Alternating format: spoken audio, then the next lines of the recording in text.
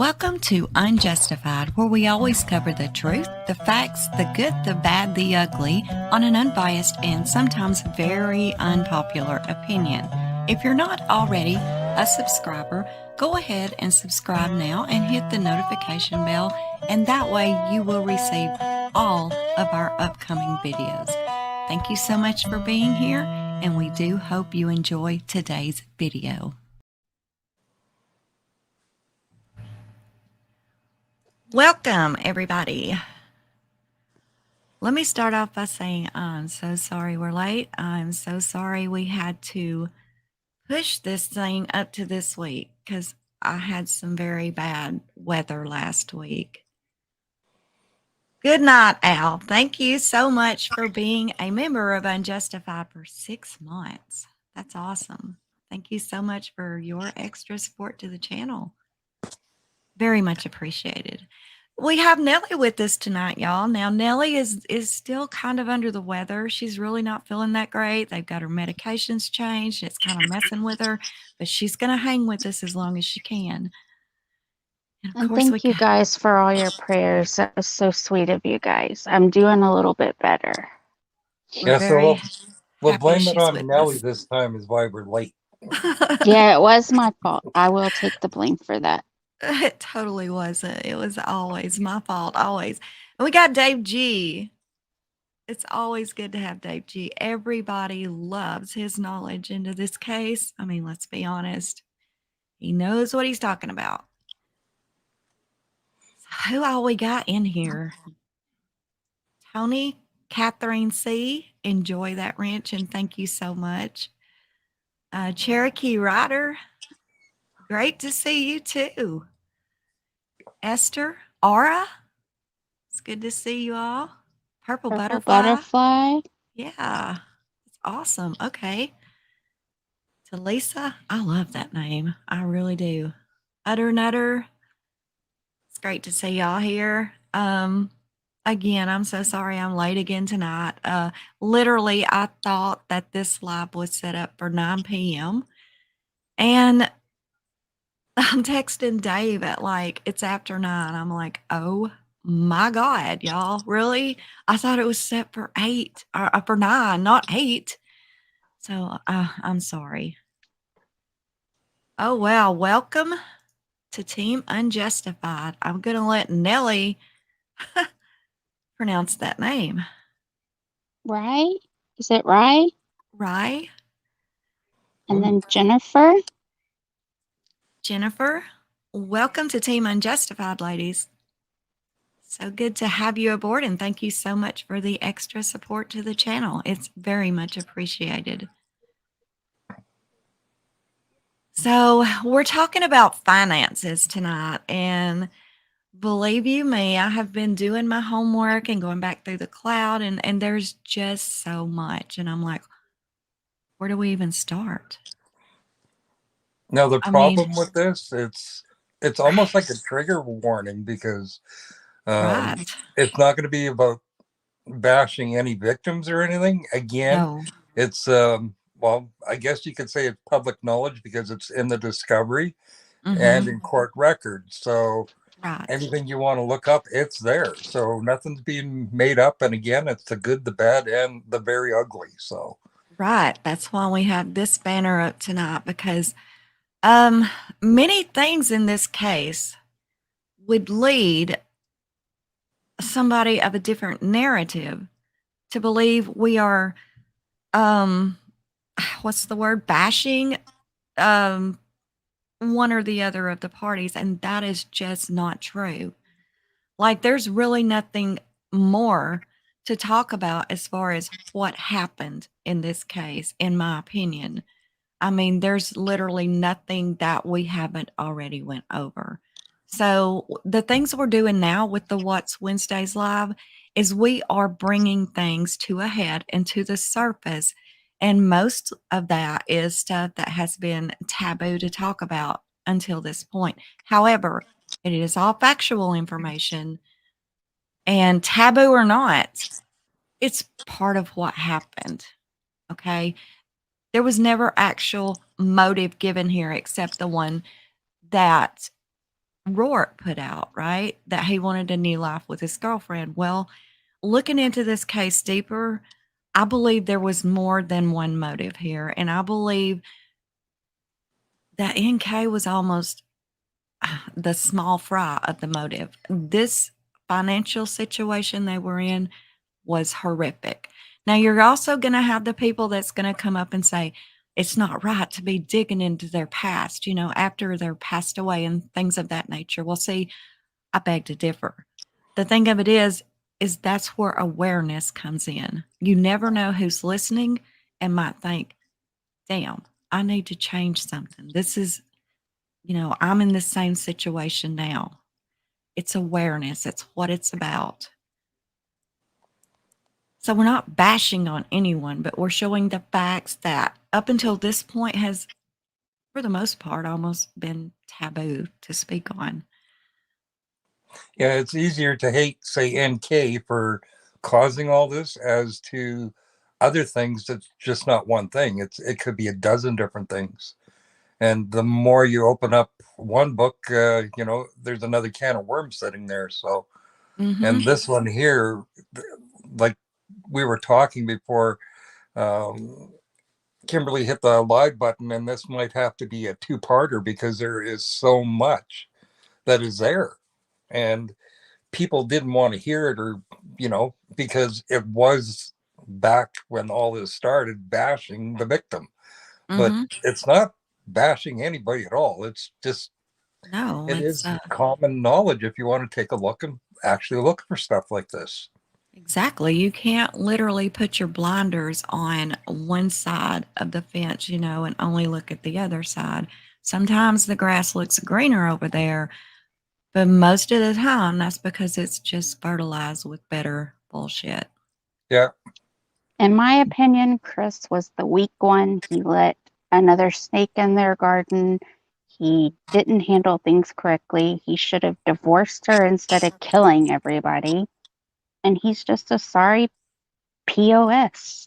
That's my opinion. I mean, I completely agree. There was other routes he could have taken, but Chris was very weak-minded.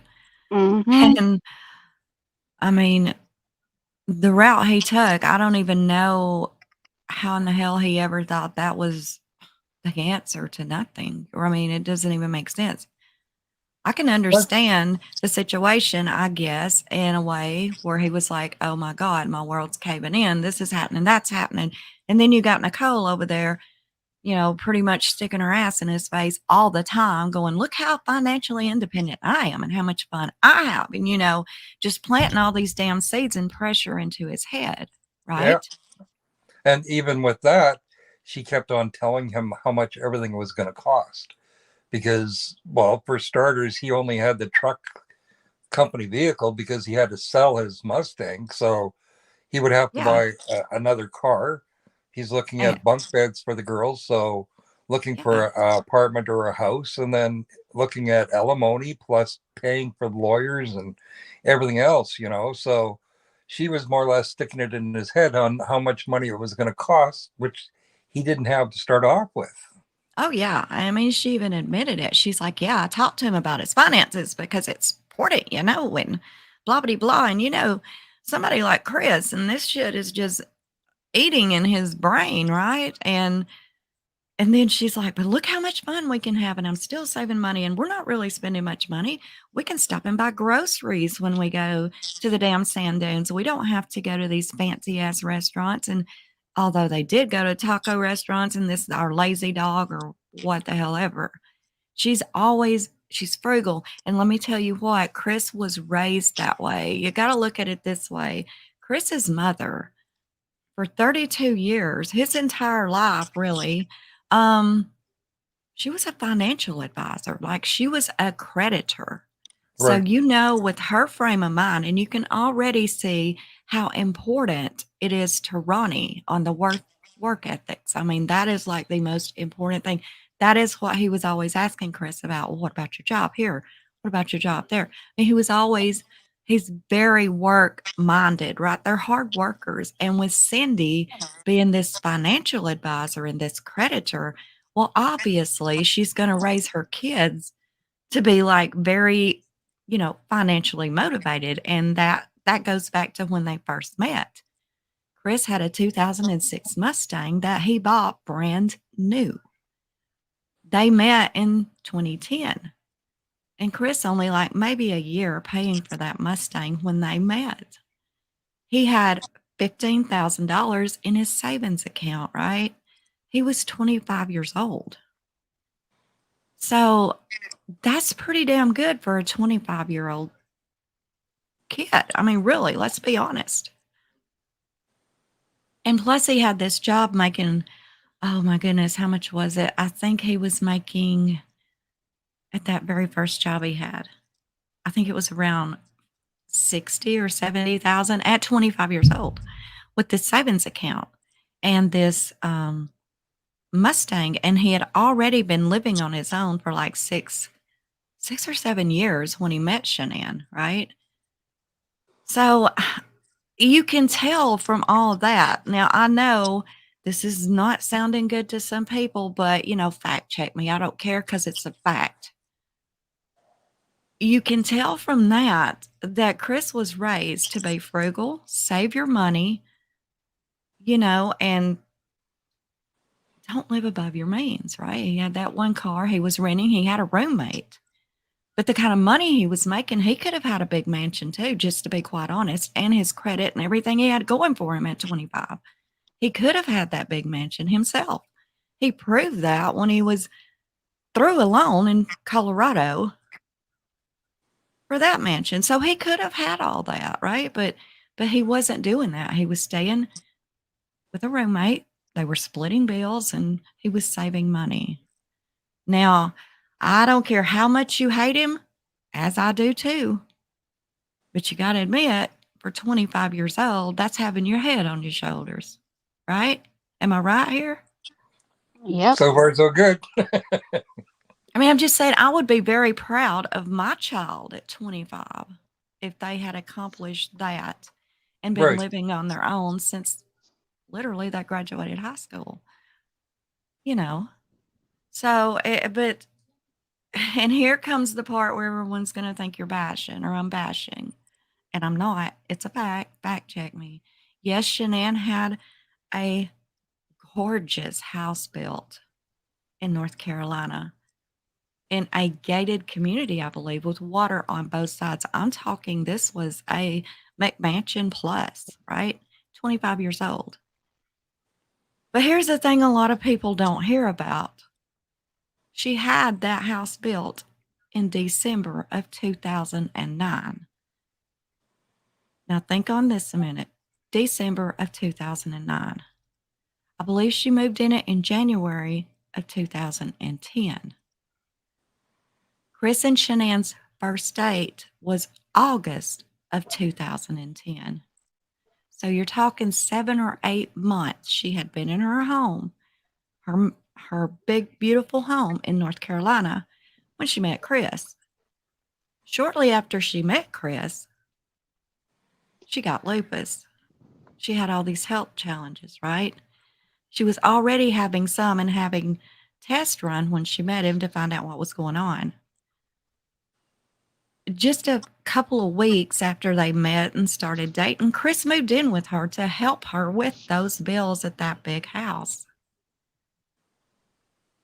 So say she was only there like 7, 8 months before Chris moved in and started helping her with that house. And he was working. Now,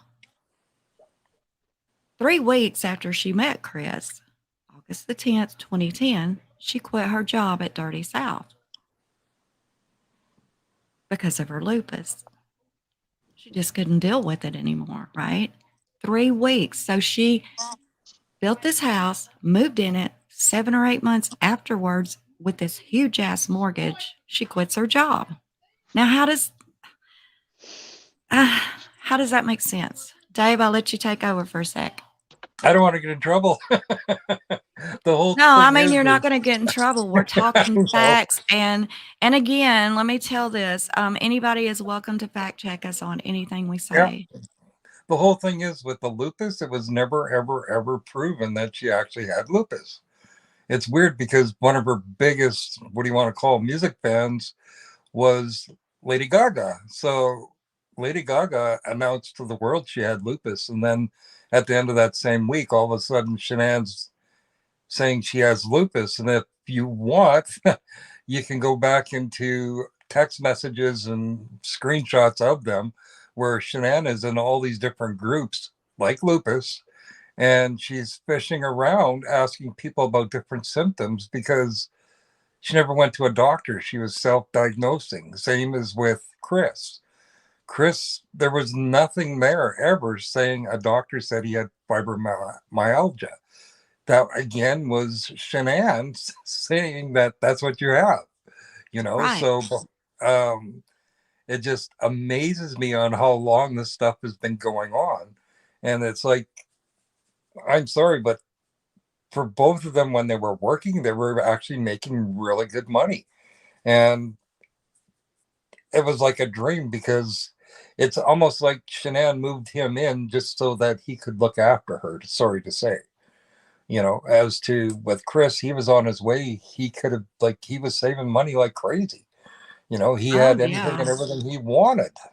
So, and then it got to the point where he left his roommate to move in with Shanann because, face it, she wasn't being able to make her payments. So it just goes to show you what was the reasoning, because she said right up front that he was not her kind of guy, that she pushed him away, but he kept on coming back, like a lost dog, so I really don't But know some that. girls do that, Dave. Some girls will do that. They will play hard to get. Right.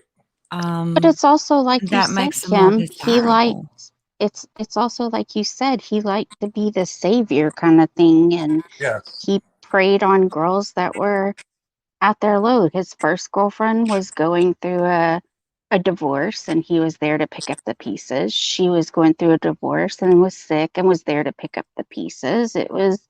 He liked to feel needed and felt like he could be that person to take care of it all for them.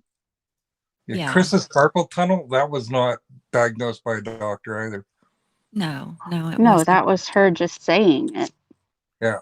The few times, well, actually the only time that I can think or I found that Chris had, and this was also confirmed by Cindy, that Chris had any sort of medical issues, was he did have this surgery done on his nose. And I can't remember if they were still in North Carolina.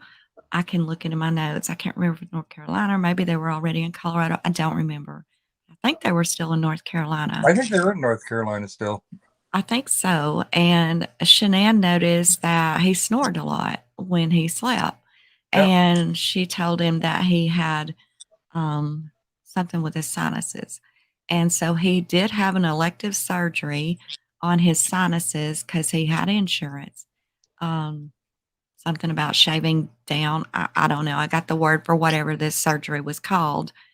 And yeah, that's really the only medical procedure that I know Chris had, other than the Like he had sleep apnea, you mean?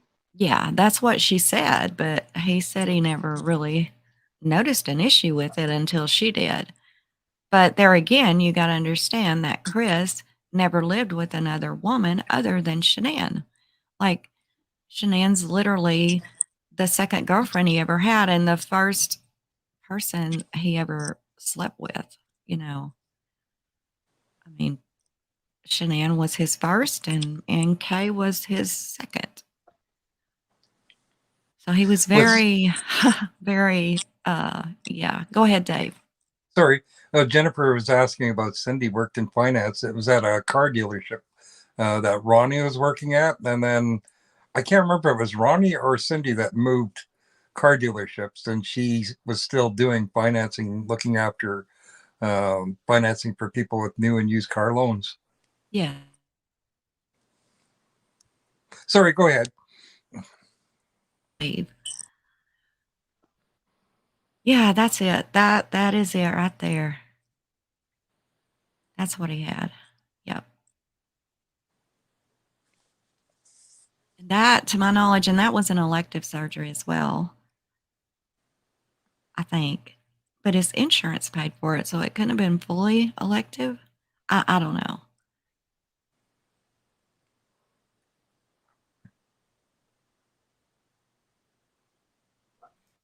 Okay, so I guess where should we start? The notes or the bankruptcy papers? Probably the notes, right? Yeah, the notes Yeah. are probably, yeah. All my notes are all kind of in a mess, but we'll just go through them. Sure.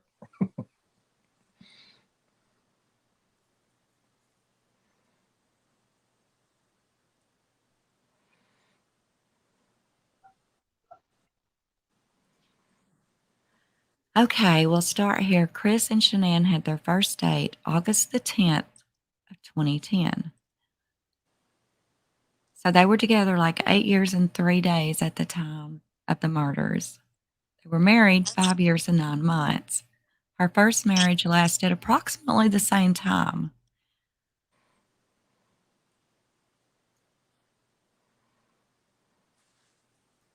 Now, one thing, I think it was Dave I was talking to, it may not have been Dave, but I think it was not aware that her job at Children's Hospital Yeah, was it was me. also a work from home job for the most part, like 95% when that was also a work from home job. A lot of people thought maybe she just went straight into the office every day to work. No, she done the calls from home, and that was part of the reason for her office. Like she had to have a whole bedroom as an office. That was also a work from home job. I think it was what did we read, Dave? And her own messages, wasn't it like she went in once every 2 weeks, if I'm not Yeah, mistaken? Yeah, to the once every 2 hospital. weeks, more or less, just to check up on notes or if she had an email or anything. Yeah. A lot of people didn't know that. A lot of people thought, that she literally went in to Children's every day, and that's just not how that job worked. When they met, Chris was 25, Shanann was 27. 3 weeks after her and Chris met, Shanann quit her job at Dirty South. And then she had purchased that very large, expensive home in December of 2009. Now, it's not, I couldn't find, and I know it's out there, and I'm sure it's somewhere in some of my notes somewhere, exactly when she moved into that home. I remember when she first had her home in Colorado, there was a lot of issues with it in the beginning, and she was complaining and saying, well, it took this long to build this house and this long to build my other house. So I'm not even sure, and we'll have to look into that and we'll give it to you on part 2 of this, but just saying it took 3 months from the initial purchase of this home, maybe she didn't even move in it till like March, April of '09 of 10, which would have only been a few months, that she had been there when Chris came in. A lot of people think she got that house in that divorce. That's not so. As far as how in the hell she was able to give $25,000 in cash, and that is how she made her down payment in a suitcase. She had $25,000 in cash to make her down payment on that house. How she got that $25,000, I don't know. You do have to look at she was recently divorced. She was married to Leonard, or isn't that his name, Leonard, for Yeah, Leonard. almost 6 years. So I'm sure from their marriage that she got something out of the divorce. So possibly, some of that down payment came from the divorce. A lot of people says it was from the embezzlement of Dirty South, but we have no proof of that. So we No. can't say that is what it was. There's no proof of that. I have looked into that, and the only thing that I can find in the actual court proceedings of Dirty South is that Dirty South got sued by a client that was pissed off because Shanann refused him credit. That was, that's what I found on that. Right. That was Do it. you, yeah, that's what I was going to ask you, Dave. Nellie, Yeah. do y'all know anything different than that? Nope. Nope. Yeah. The only other thing is with Leonard King too. Shanann was always bragging that she had to put him through college, but that wasn't true at all either, because the No, student loan that he got, well, the army that he was in, that it they was had a actually GI paid Bill. for everything. Yeah, it was a So GI Bill.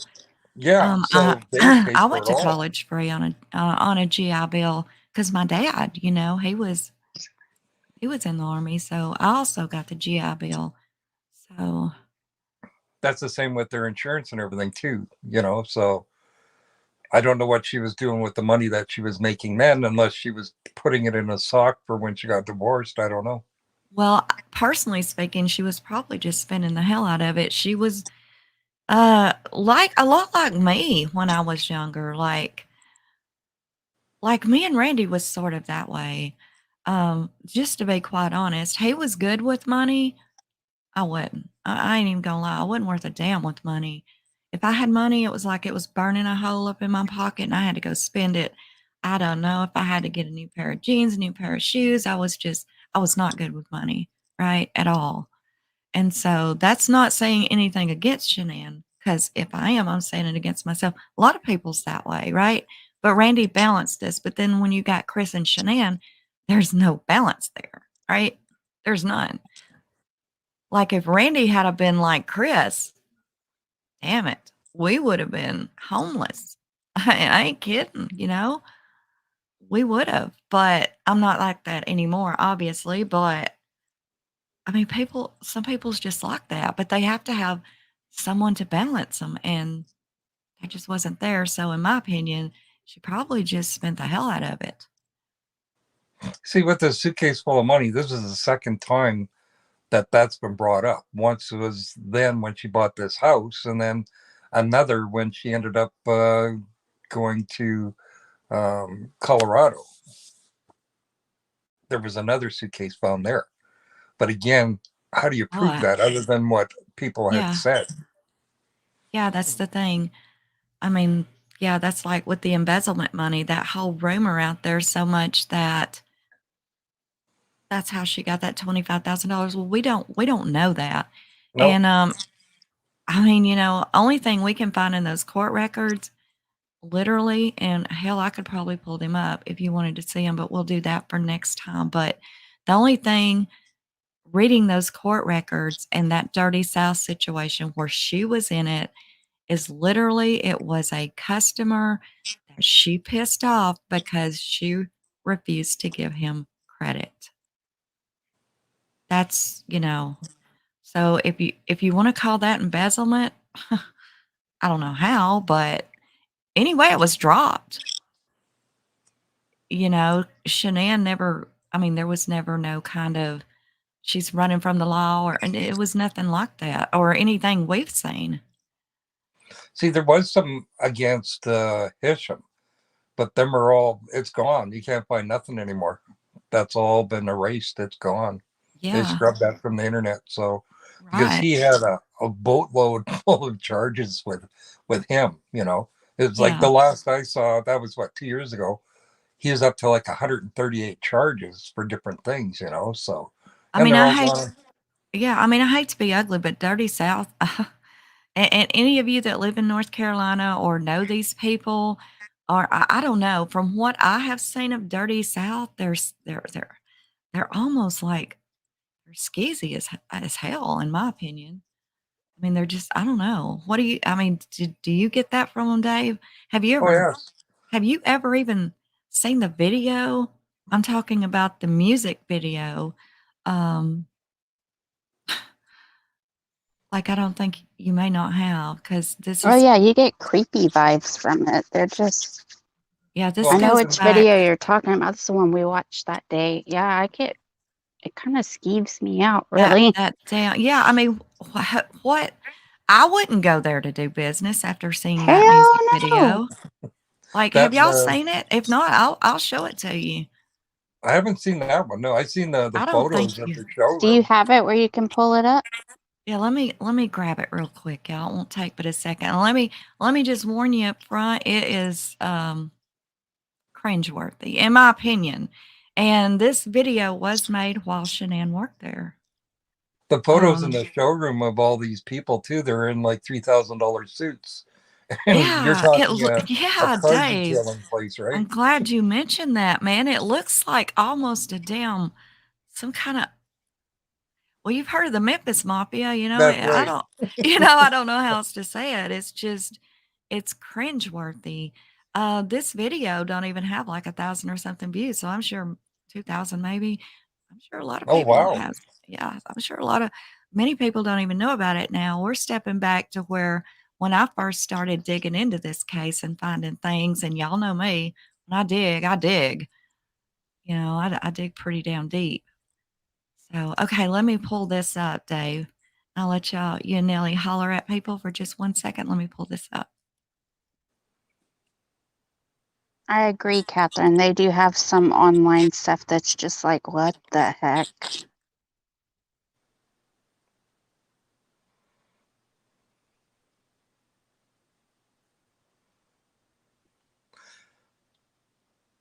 I don't know when they first went missing. I don't know if everybody knows or not, but Frankie actually did what do you want to call it, a bolo to be on the lookout for Shanann and the girls, and he actually posted that on Dirty South actual site. And at the time, I really didn't think much of it until I started digging, and here Frank actually works there too. So, and I guess he still does to this day. But before, I thought these guys were supposed to be like handymen and stuff like that. But yeah, they work at Dirty South, so which is kind of weird. That's very weird. And you have Shanann starting off as a nanny for Hisham, and then next thing you know, she's in working in the Doing his parks, books. and then yeah, she's the accountant and then co-owner. So we're not sure. Hey, Tammy. Good to see you, sister.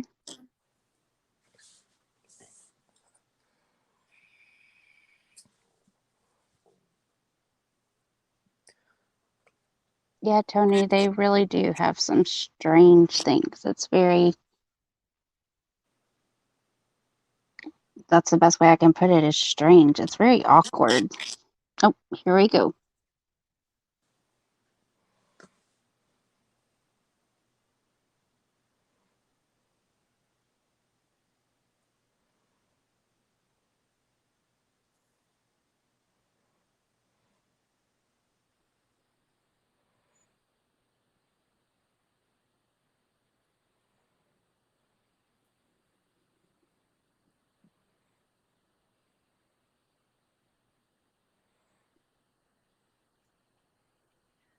Okay, y'all, I'm gonna have to give a little bit of a trigger warning here. This it's cringeworthy, I mean, just being honest. And as you'll see in the comments, I'm here for Shanann.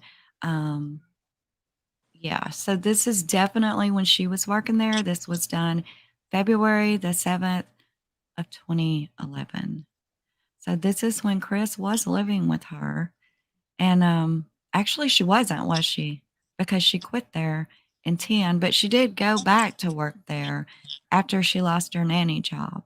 And she only was a nanny for just a few months. So yeah, she was probably back working here again part-time when this was made. Fun fact about this video, and I don't even know if you want to call it fun, but just saying, this video was also filmed, part of it, not only at Dirty South, but at Shanann's old house. So that's kind of interesting too, about the garage and things. Has anybody out here there seen this? No. Yeah, it's I think just you and me, Kim. yeah, this is some old school stuff here, y'all. This is stuff I pulled up a long time ago.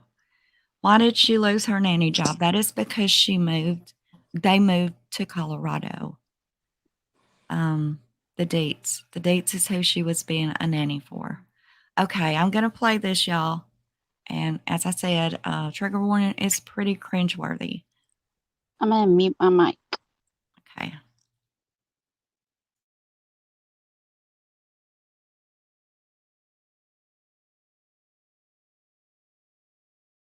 I'm going to familiarize y'all with something that you probably say every day.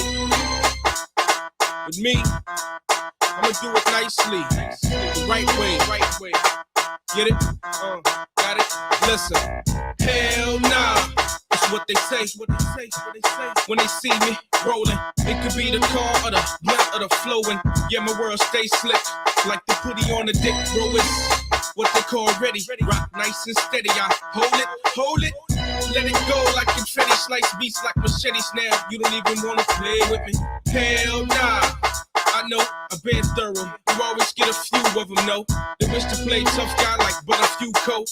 I will reign, whether it's king or raindrops falling out the air. Build an empire from my air. Hate if you want, I don't care. Just keep it over there. Like LeBron told Mike Nelson before he bust his head and made his man say, hell nah. When you got some reefer and a freeloader, want a chief with you, say, hell nah. If your bird's a keeper and your mans wanna try to run trizzy, say hell nah. When you come home late and try to get some love from your old lady, she said hell nah. When I punched your face and made you look chump in front of your guys, they say hell nah. This game is serious, homie. If you don't believe now, for you, non-believer, it's hard to play catch up. Can't waste time on the phony flicks. This ain't Tony from Frosted Flakes. Things won't be, can't be, will not be. Great. Be more like, I, you straight, shit a bit, young breed, when I offered you the bait. Hell nah, I can't loan you no dough, I can't let you in the studio. Hell nah, I ain't trying to be rude, but I really can't let you in my crew. Sometimes I rhyme slow, sometimes I talk slick, Sometimes you make me wanna cry out like Anita Baker, laughing at these guys fronting their life with their fake Jacobs. Hell nah, you just can't take it. What you don't got, you rather fake it. Hell nah, your man funny as hell. He should be a real comedian. Hell nah, when the popos ask you to snitch on your man, you should just say hell nah. When your man asks you to do a threesome with one of your friends, say hell yeah. I let the beat clap on them, clap, trip. Hell nah, these boys ain't thugs, they more like soft drink mugs. Hell nah, what you guys wanna hug? You wanna try to spread love? Man, hell nah. I let the beat clap on you, clap. Now that you know who this really is, I'ma tackle these issues. I've been around the crevices, heard about all the crews in the music. I'm the truth, clever like my confidence, better than plenty nonsense you listen to. I drop hits, don't get offended, don't talk shit.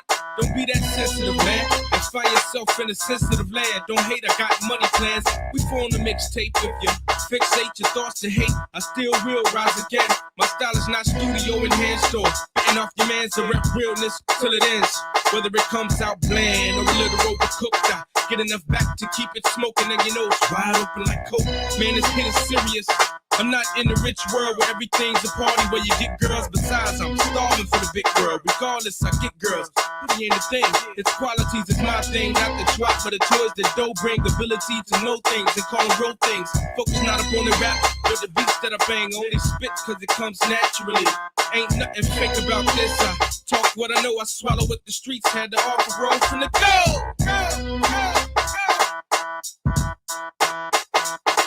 Yeah.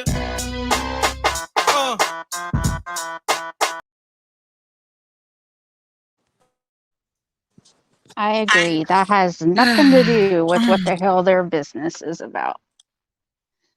Hi, Weather and Light. I don't know. If you listen to the words closely, it's kind of, it's talking about dirty money. Yeah.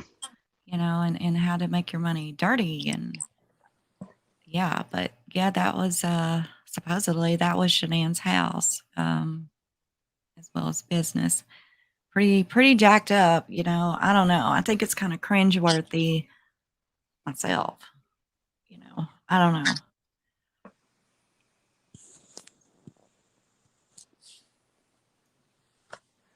But let me get back up here on our notes. Did y'all think that was pretty, yeah, gross? I did. But it I was wasn't impressed. disgusting. I mean, I wouldn't go there. Hell no. Hell no. Yeah, it did, Esther. It kind of went from bad to worse, didn't it? It really Very did. much so. It was pretty gross. And I mean, I've got there's screenshots out there. That's how I even found that shit. It's because in one of Shanann's screenshots, she was sharing the video and how proud she was of the video. So I don't know. Anyway, Dave, you ain't got much to say about that? Not really, no. Just what Not can really. you say, really? Not really surprised, right? No. Okay, where do we get? Okay. We were talking earlier how odd it is. That seems August is just everywhere in their relationship. Like it's everywhere. But August 2010 is when she left her job at Dirty South. August 2011, that is when Chris proposed on the beach after they had been dating for 1 year. So that's another thing that gets me. She couldn't have been in this big house very long at all. What Chris wasn't there, helping pay the bills. I mean, there's no way. There's obviously not more than 7-8 months at the best, at the very best.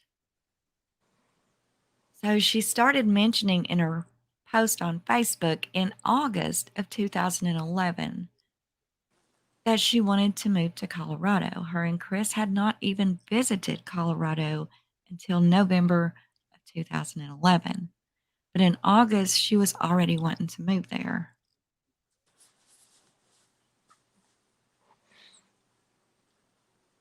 November, and that's odd, y'all, because look, she started her nanny job with Gina Dietz November 2012. But in August of 2011, she was already wanting to move to Colorado. So that's crazy. And I have all these screenshots. Shanann worked for the Dietz until mid-February. Well, okay, this should say 2011, y'all. There's where my notes are screwed. She started November the 16th, 2011. Okay, she worked for them until February of 2012. There's where my notes are jacked up. So from November till February is how long? November, December, January, February, about 3 months. And that is, about 3.5 to 4 months is how long that she nannied for them before they accepted a job opportunity in Colorado and the Dietz moved there. Chris And for Shanann. those that don't know who the Dietz are, that's where Dieter come in, as in Dietz. Right. And the reason they gave Dieter to Chris and Shanann is because Dieter bit her son's ear, Gina Dietz's ear, her son's ear. And they already had another dog, so when Chris and Shanann moved out, they just gave them Dieter. So Chris and Shanann had been roughly dating for about 6 months. And this is when she shared her wedding ring on her Facebook page. So they had been together not very long at all. And they were already engaged. Okay, she went back to work for Dirty South after the Dietz moved to Colorado.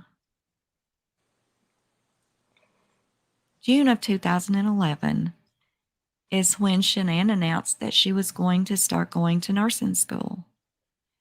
She was inspired by her former employee, Gina Dietz, and her husband's lifestyle.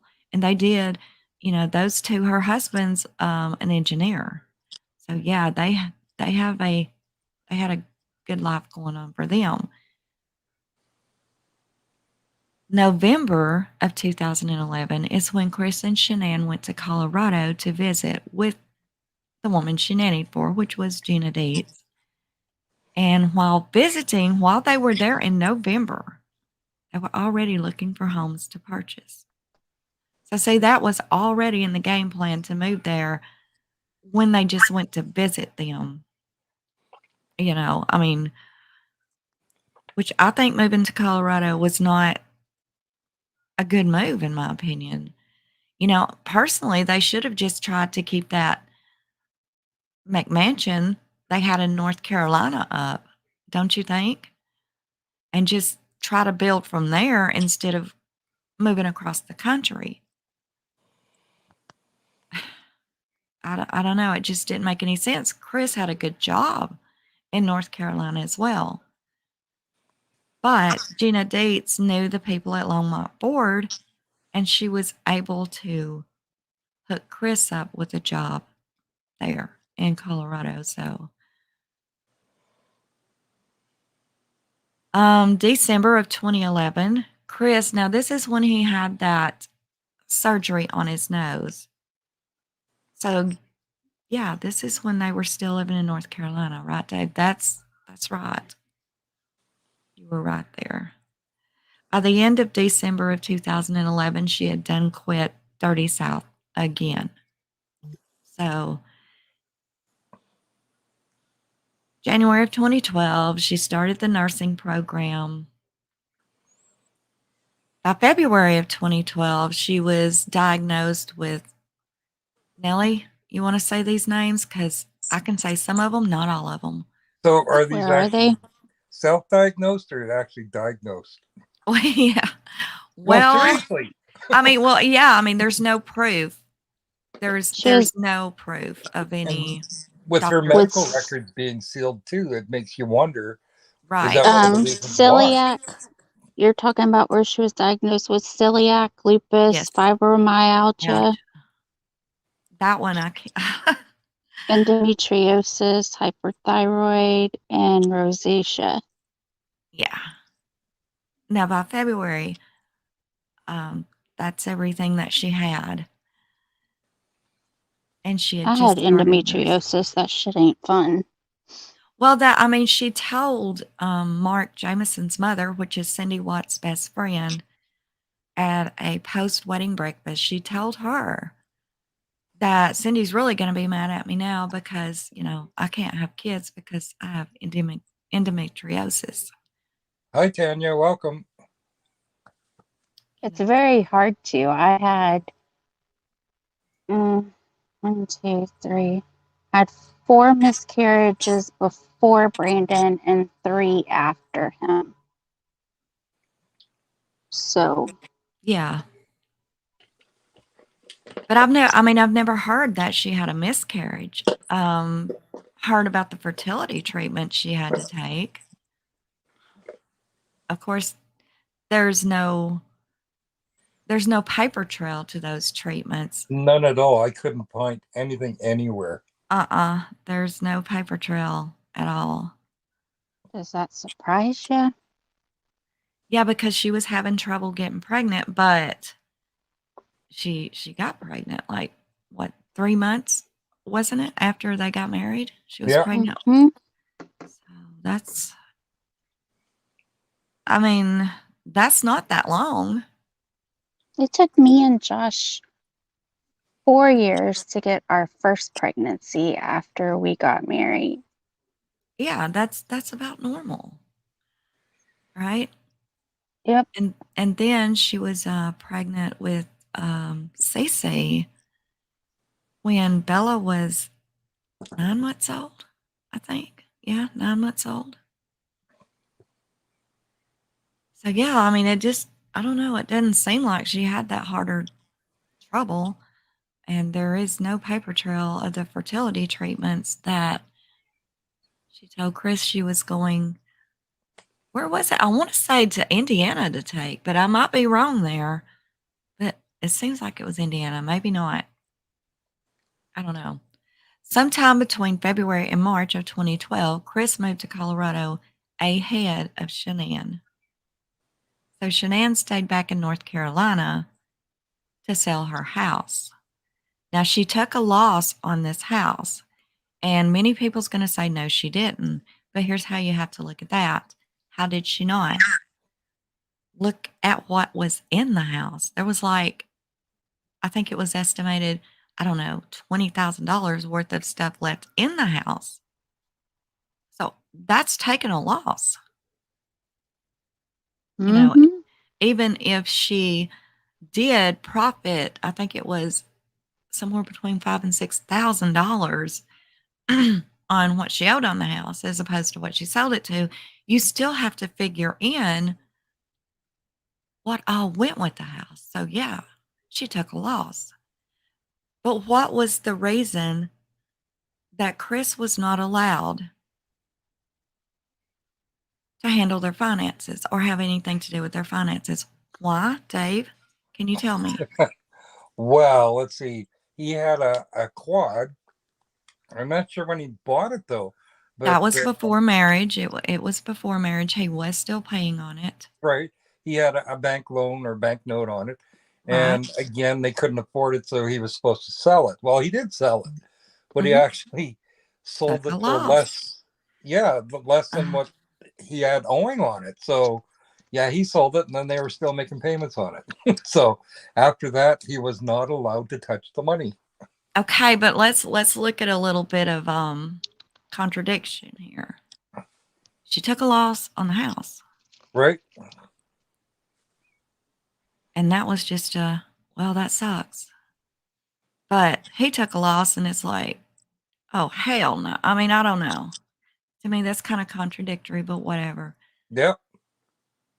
To be quite honest, I think Chris would have been better with money than her.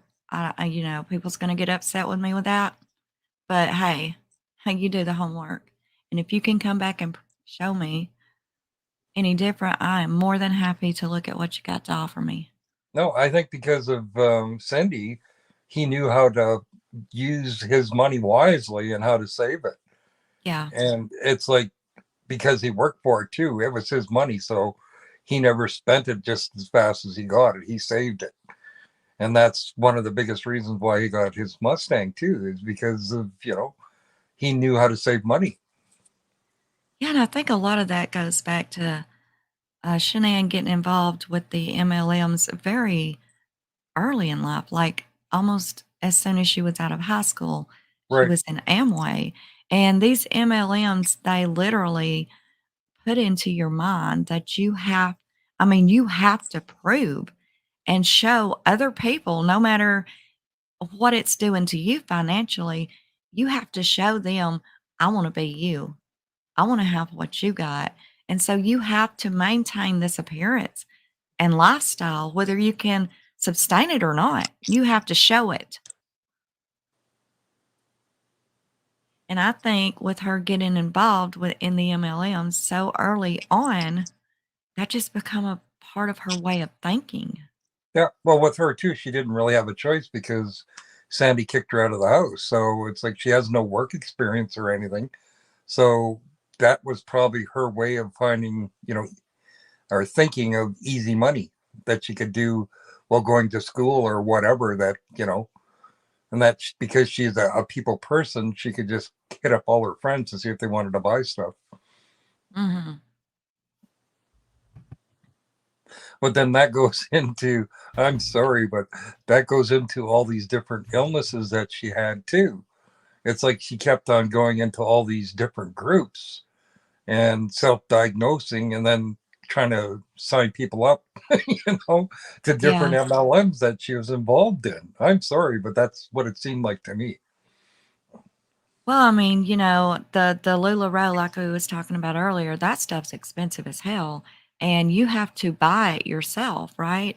And damn, she had like 2 full walls of that stuff, I mean, completely lined up, hanging up. She had to have bought those, and that's when they were in Colorado. Like, how in the hell can anybody afford that much LuLaRoe? I mean, just the leggings I bought were nearly $50 a pair. See, I'm Really, I wondering if mean, that's what they were talking about, because they said well, she sold the house under market value, and when she left, I think it was like $6,000 in her jeans when she left, but she left over $30,000 in new furniture and clothing. So I wonder if a lot of that clothing was Lou or not. it could have been. It could have been, but at the same time, anybody that's ever did MLM knows basically there's 1% that makes it to the top. Now, Chris said that she was making as much as him or more. No, there's no way. It's not possible, because if it were possible, then why in the hell were they in the situation they were in? I mean, Chris, I think at the end of the day, yearly, he had gotten up to about $60K a year, right? So if they were making $120K a year, well, with the kind of bills they had, they still didn't have much money, but they could have been able to handle it. They wasn't handling it like at all. They were in one hell of a situation. They were in a hell of a situation in 2015 when they filed bankruptcy. They only owned 2 things. Straight out. That's all they owned, and that was the Mustang and Dieter. Yeah. That's all they literally owned, except a wedding ring. And that's sad. I mean, that's really sad, considering it I don't know, y'all. It's just so damn sad. They were a beautiful family. I think they were. And damn, at the beginning of their relationship, there was a whole lot of potential for them. Think about it. Chris, a master mechanic, he was making a lot of money, right? Shanann, I mean, she was a salesperson god. They had so much potential, and it all got pissed away. And I tell you what, I blame a lot of it on Thrive. In my opinion, Yep. a lot of what happened, 2 reasons: Thrive and NK. And of course, Nutgate played a part, right? But the 2 main culprits, Thrive and NK, in my opinion, and that's the 2 that got off scot-free of everything. And I think it's bullshit. That's, it's true. Actually, Thrive actually profited off this shit, y'all. Yep. Pretty well anybody that was involved did. Yeah. I can look at her videos, made me want to try Thrive. Yep. I mean, she could sell anything, literally. See, with her memorial page, I was wondering if the Rusick sold that to Thrive, because that's all it is everything you look at is nothing but Thrive on the whole thing. And I can't see a memorial page being dedicated to nothing but Thrive unless they actually own the rights to it. Yeah, it went from everything being all about lupus. Mm-hmm. Lupus. I mean, look at their wedding. There was even a whole table dedicated to lupus, and where people could make donations and things to lupus at their wedding. Like it was always one major thing from another, right? Yeah. Mm-hmm. It was just most definitely. Yeah, like the major thing was lupus when they first met. And then it went from lupus to Thrive, really. And did you ever notice that after she started Thrive, like you never heard the word lupus again, really? It was always health challenges. Right. You never actually heard the word lupus, and there's a reason for that. MLMs have their promoters. They want to make it look like, oh, this is healing every damn thing I've got. But they don't want their promoters to name anything specifically.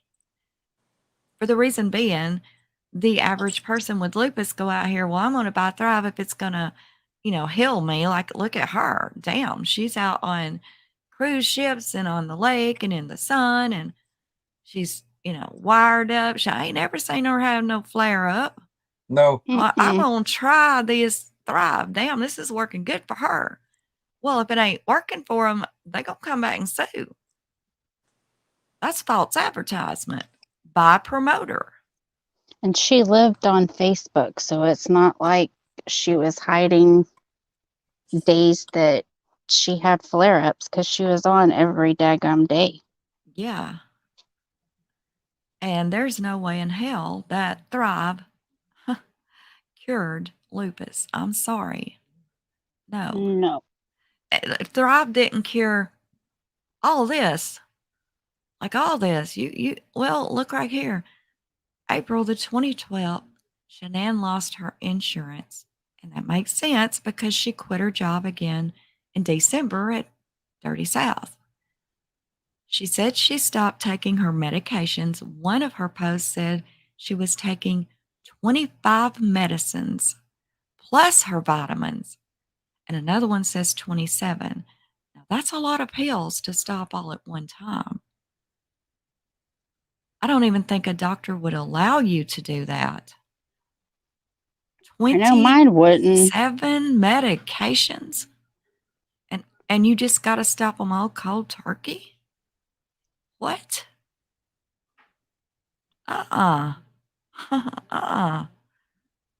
There's no way. No. Okay, it was around April or May of 2012 that Shanann joined Chris in Colorado. So she only attended the nursing school for 3 months. May of 2012, her home in North Carolina goes up for sale. So see, Chris had already went to Colorado, and then she put her home up for sale in North Carolina. In June of 2012, Shanann also got a job with Chris at Longmont. Chris was the mechanic, and she was the saleswoman. They continued to live in the Deets basement, and it totaled out to be a little over a year that they lived with them. August of 2012, Shanann announces her house in North Carolina sold. So Shanann's family did all the packing for her. Everything she brought back with her, and plus they stored a lot of the things that she wanted to keep at their house. And when they went to join and live with Chris and Shanann in Colorado, they brought that stuff with them that they had stored at their house for her from her North Carolina home. October of 2012, she posted that Chris signed his life away on a home that they were building. And that was at Saratoga Trail. And that was before their wedding. A month I thought before. the house was already built. No, Nope. they were living in the basement of the Deets. And in October is when Chris got the loan. And then they got married in November. Yeah, I know, but wasn't the house already built and they just had to go in and paint it and everything? No. I remember Actually, reading that somewhere. yeah, no. Let me look. May 2013 is when their house was completed and they moved in. Kim, how long did she go to nursing school? 3 months. So I'm sorry again, but it seems rather odd that somebody would take out 2 student loans to go to school for 3 months unless they needed the student loans for buying something else other than her schooling. Yeah, I think, in my opinion, that student loan money, a lot of it went to their moving. They got that big U-Haul, and those aren't cheap, and they do go by the mile. They got the biggest one they had. And when you're talking about driving that across the country, that's a lot of miles. That's not going to be too cheap, And they were also living on that money and saving Chris's money because they weren't paying the Deets anything to live in their basement. Chris was wanting them to rent an apartment in Colorado until, they could save up some money and things like that. But Shanann thought, no, we can just save our money and live in the Deets basement free until our home is built, so that's what they did. Yeah, but yet when her mom and dad came to live with them, she charged them about $1,000 a month for 18 months. Yes, yes. Okay. Absolutely did. She did. And she worked at home, and when her parents got a job, then her brother moved up there, and he was helping take care of Bella while she worked. But she worked at home. But I get it that Bella didn't need to be in the office with her while she was taking calls for Children's Hospital. I get that. Right. So, Frankie stayed there, but then Frankie, what was it, 6 months? And he was like, yeah, nope. Yeah, I'm out of here. Yeah, ain't doing this, because Yeah. after they built that fence in the backyard, and I mean, it seemed like Frankie was just constantly a handyman or, That's whatever. exactly what it was. Yeah.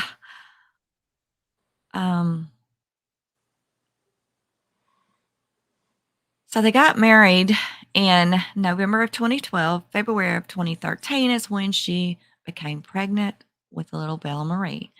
Did y'all know Bella Marie, BMW? That's why she gave her the name Bella Marie, because she liked BMW as being her initials.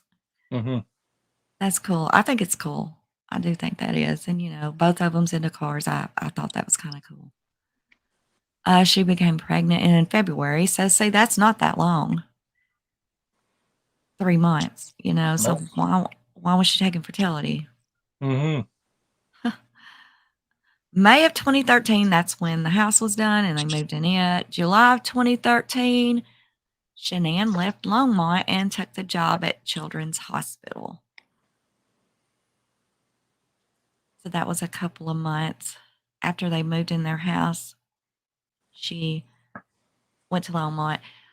3 weeks, I think it was 2 or 3 weeks after they moved into their house, Chris quit his damn job at Longmont to go to that first oil company that he was at. Yep. And took a huge pay cut. Oh my God. 3 weeks after moving into that house.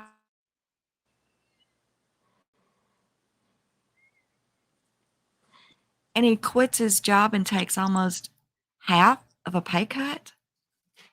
And then the next month, Shanann quits her job at Longmont, and she goes to work for the Children's Hospital. She continued to work there until Bella was born in December of 2013. But she did go back to work after like the 6-week maternity leave in 2014 in February. Chris was taking care of Bella while she worked, and she also hired a nanny. That was like, what? I didn't even realize that. But she had hired a nanny to help with Bella, and I guess that's before her parents moved there to help with her. And yes, she was working from home for Children's 90% of the time. See, what the hell do you need a nanny for? I don't know. I mean, this is long time ago stuff, man, but I've worked at home since that Brandon shocked was the in hell out of me. I was like, wow, I did not know that. Huh. I had forgotten about that, or I don't even remember writing it down, but I did. That's insane to me. And then her Yeah. putting him in daycare while she worked from home. I don't get that Yeah, either. no, especially at $25,000 a year. What? No But that's shit. why she had the Rusicks move in for 18 months too, so they didn't have to pay for daycare. But as soon as they moved out during the night, that is after that big fight, right? then that's when they went into Primrose. Yep. So Yeah, I think Bella was, gosh, she was still tiny. I mean, not tiny, but she was still pretty damn young when they started Primrose. I mean, we have programs here in Texas where it's called Mommy's Day Out, and a couple of days a week you take them to like a daycare setting, but it's for them to interact with other kids, and so you can go do Yeah. the things you need to do. But Yeah. as a stay-at-home mom that has been working as a stay-at-home mom, I didn't need somebody to take care of Brandon. Brandon understood whenever mommy was working, he had to wait until I got to a break before he could demand not demand Mm-hmm. things, but Right. I mean, it's all how you raise your kids. That's true. I want to let everybody know I'm not in chat. I'm actually over in a different browser, so I'm sorry if I'm not communicating with chat. That's I why I can't. interrupt you every once in a while. Yeah, well, make sure you do because Dave, I can't here's a even see question anything. for you from Yeah, I Night saw Owl. Do that you one see it? there.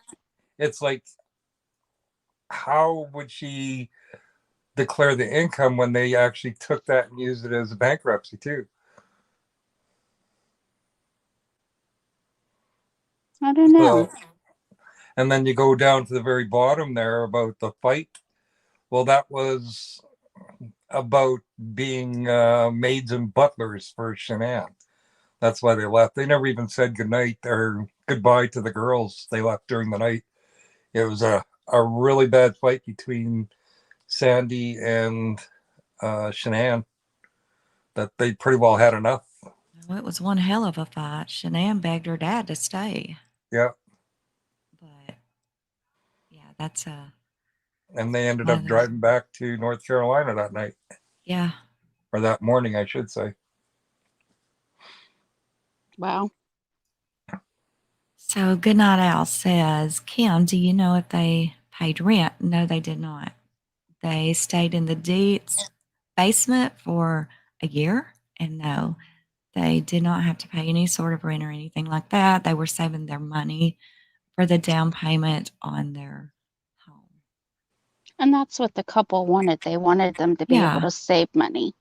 Yeah. And they wanted to make sure they both had good jobs. And Chris, that was the stupidest thing, I swear. Quitting that job for carpal tunnel.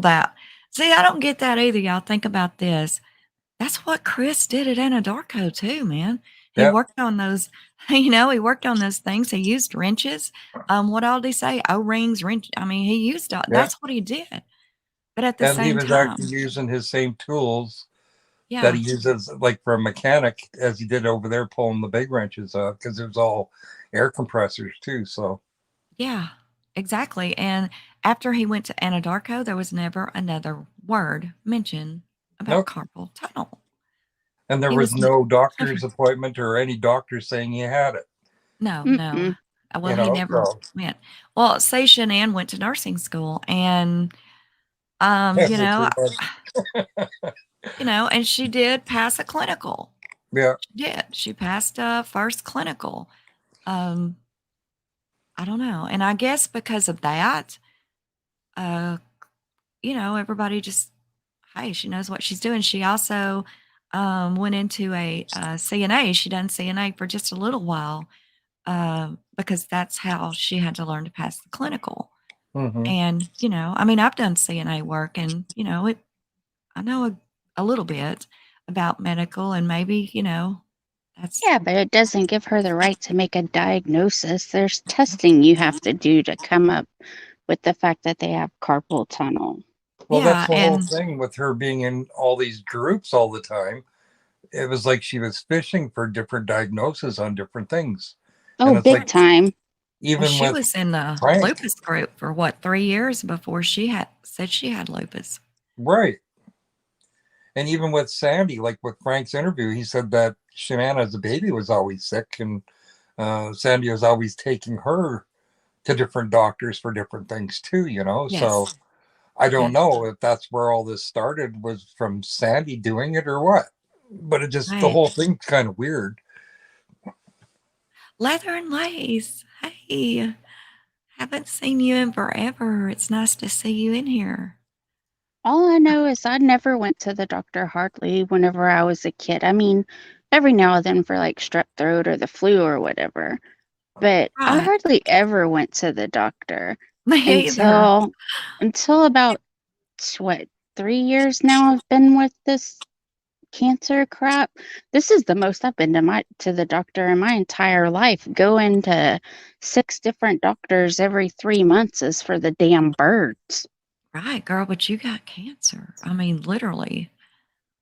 I mean, I don't know. I mean, it's like Shanann went to the doctor all the time. Her dad said that. Her dad said she was on painkillers.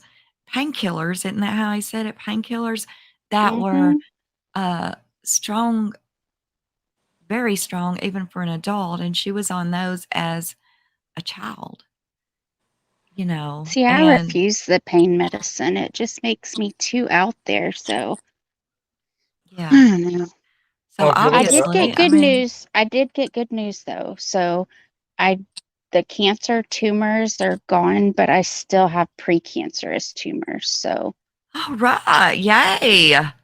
so Okay. I'm doing good, but I'll still be on the chemo for another 2.5 years. Well, I mean, girl, But you're I gonna just fight wanted to it. tell you that. I It's forgot to tell you amazing. that earlier. Yeah, you did. That's great. I mean, that makes my day. God, I'm so glad to hear that. Oh, thank you, love. Damn, I know you are. I'm so happy to hear it. Your family. Oh my God, that's great, girl. I know. Oof.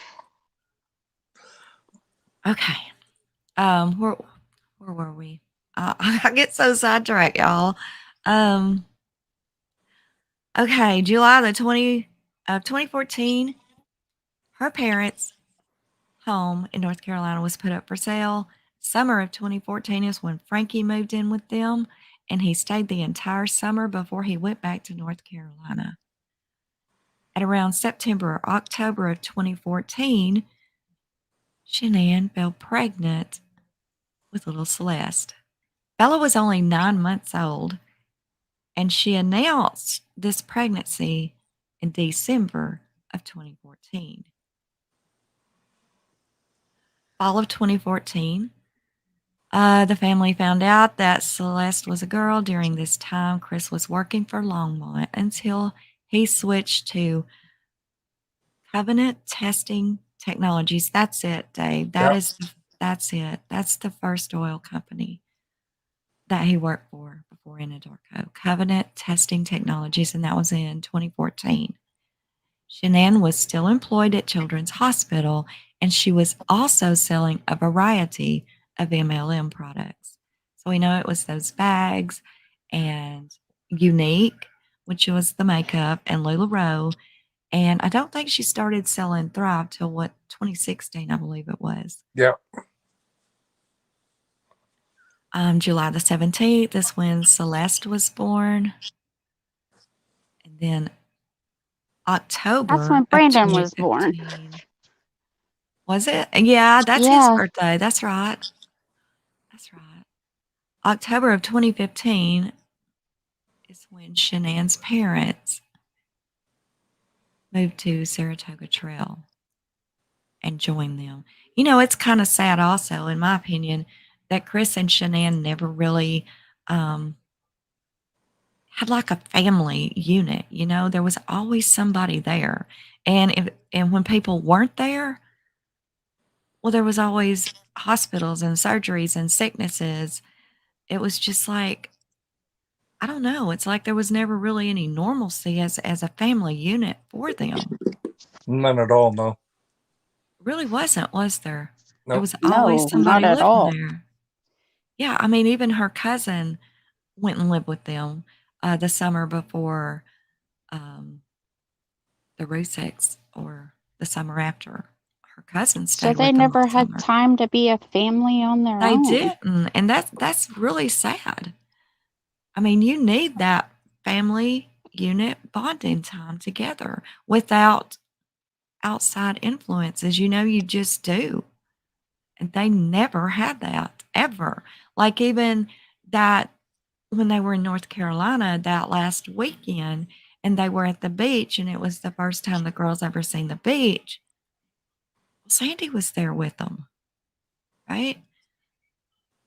That Mm-hmm. they weren't even just them then either. They never had that. See, that's where a lot of people had speculations where Shanann wasn't supposed to be alone with the kids either. Yeah. Is because no matter how you look at it, ever since they went to North Carolina, there's always been somebody there, period. Yeah. Right. I mean, that's obviously why people would think that when you also see this note that was in the discovery about the family court. Yeah. Well, then people's like, no, this was for the HOA because the HOA court was the 24th. And that's true. Right. But you know what? You can have 2 court dates on the same day for different things. It can happen. Yeah, the HOA is civil. That goes into a civil court. That's definitely Family not court family. is absolutely nothing to do with HOA. And that had to be done with something that happened while they were in North Carolina. Right. Because And they were not there in Colorado during that whole time. So it was something that happened in North Carolina. Right. And you got to give, I mean, you can't just knock everybody's thoughts to the back burner because, you know, you don't want to think that way and you don't want to think that's a possibility. But when all this shit's hitting you right in the face and you got this family court date, and then not only that, you also have that strange CPS thing that is in the discovery. And then, you know, you got all these things that could possibly line up to why these people think that. They didn't even know possibly to it. It does line up to why these people think that. Yeah. Well, you could actually see the difference in the girls from the time that they were in Colorado to the 5 weeks that they were in North Carolina, and they look like completely different kids. Oh, Their hair yeah. grew longer. They're like they filled right out. You Oh, know, yeah. They so they had looked little, really healthy. yeah, they had sun. They had these little sun-kissed looks. They didn't look, you know, pale. Yeah. And Wasn't Bella like pulling her hair out from stress and stuff? I don't, Well, I that's heard what that the too. word said. That's But what I heard. you could I don't, actually see bald spots on the sides of her head, but you can't really say that's what happened because yeah, there is no doctor's records of it. Everything's sealed. So right. That is one of those things that, again, could be a possibility. And I've never seen, you know, confirmation of it, but I mean, her hair was very short and Bella was obviously more introverted and timid. And, you know, Cece was, Well, she was she just had out obvious there. bald spots, so. Yeah. Yeah. And, you know, I don't know if y'all had a chance to look at that Benadryl thing I made, but, and we're way Oh, off yeah, I topic did. here.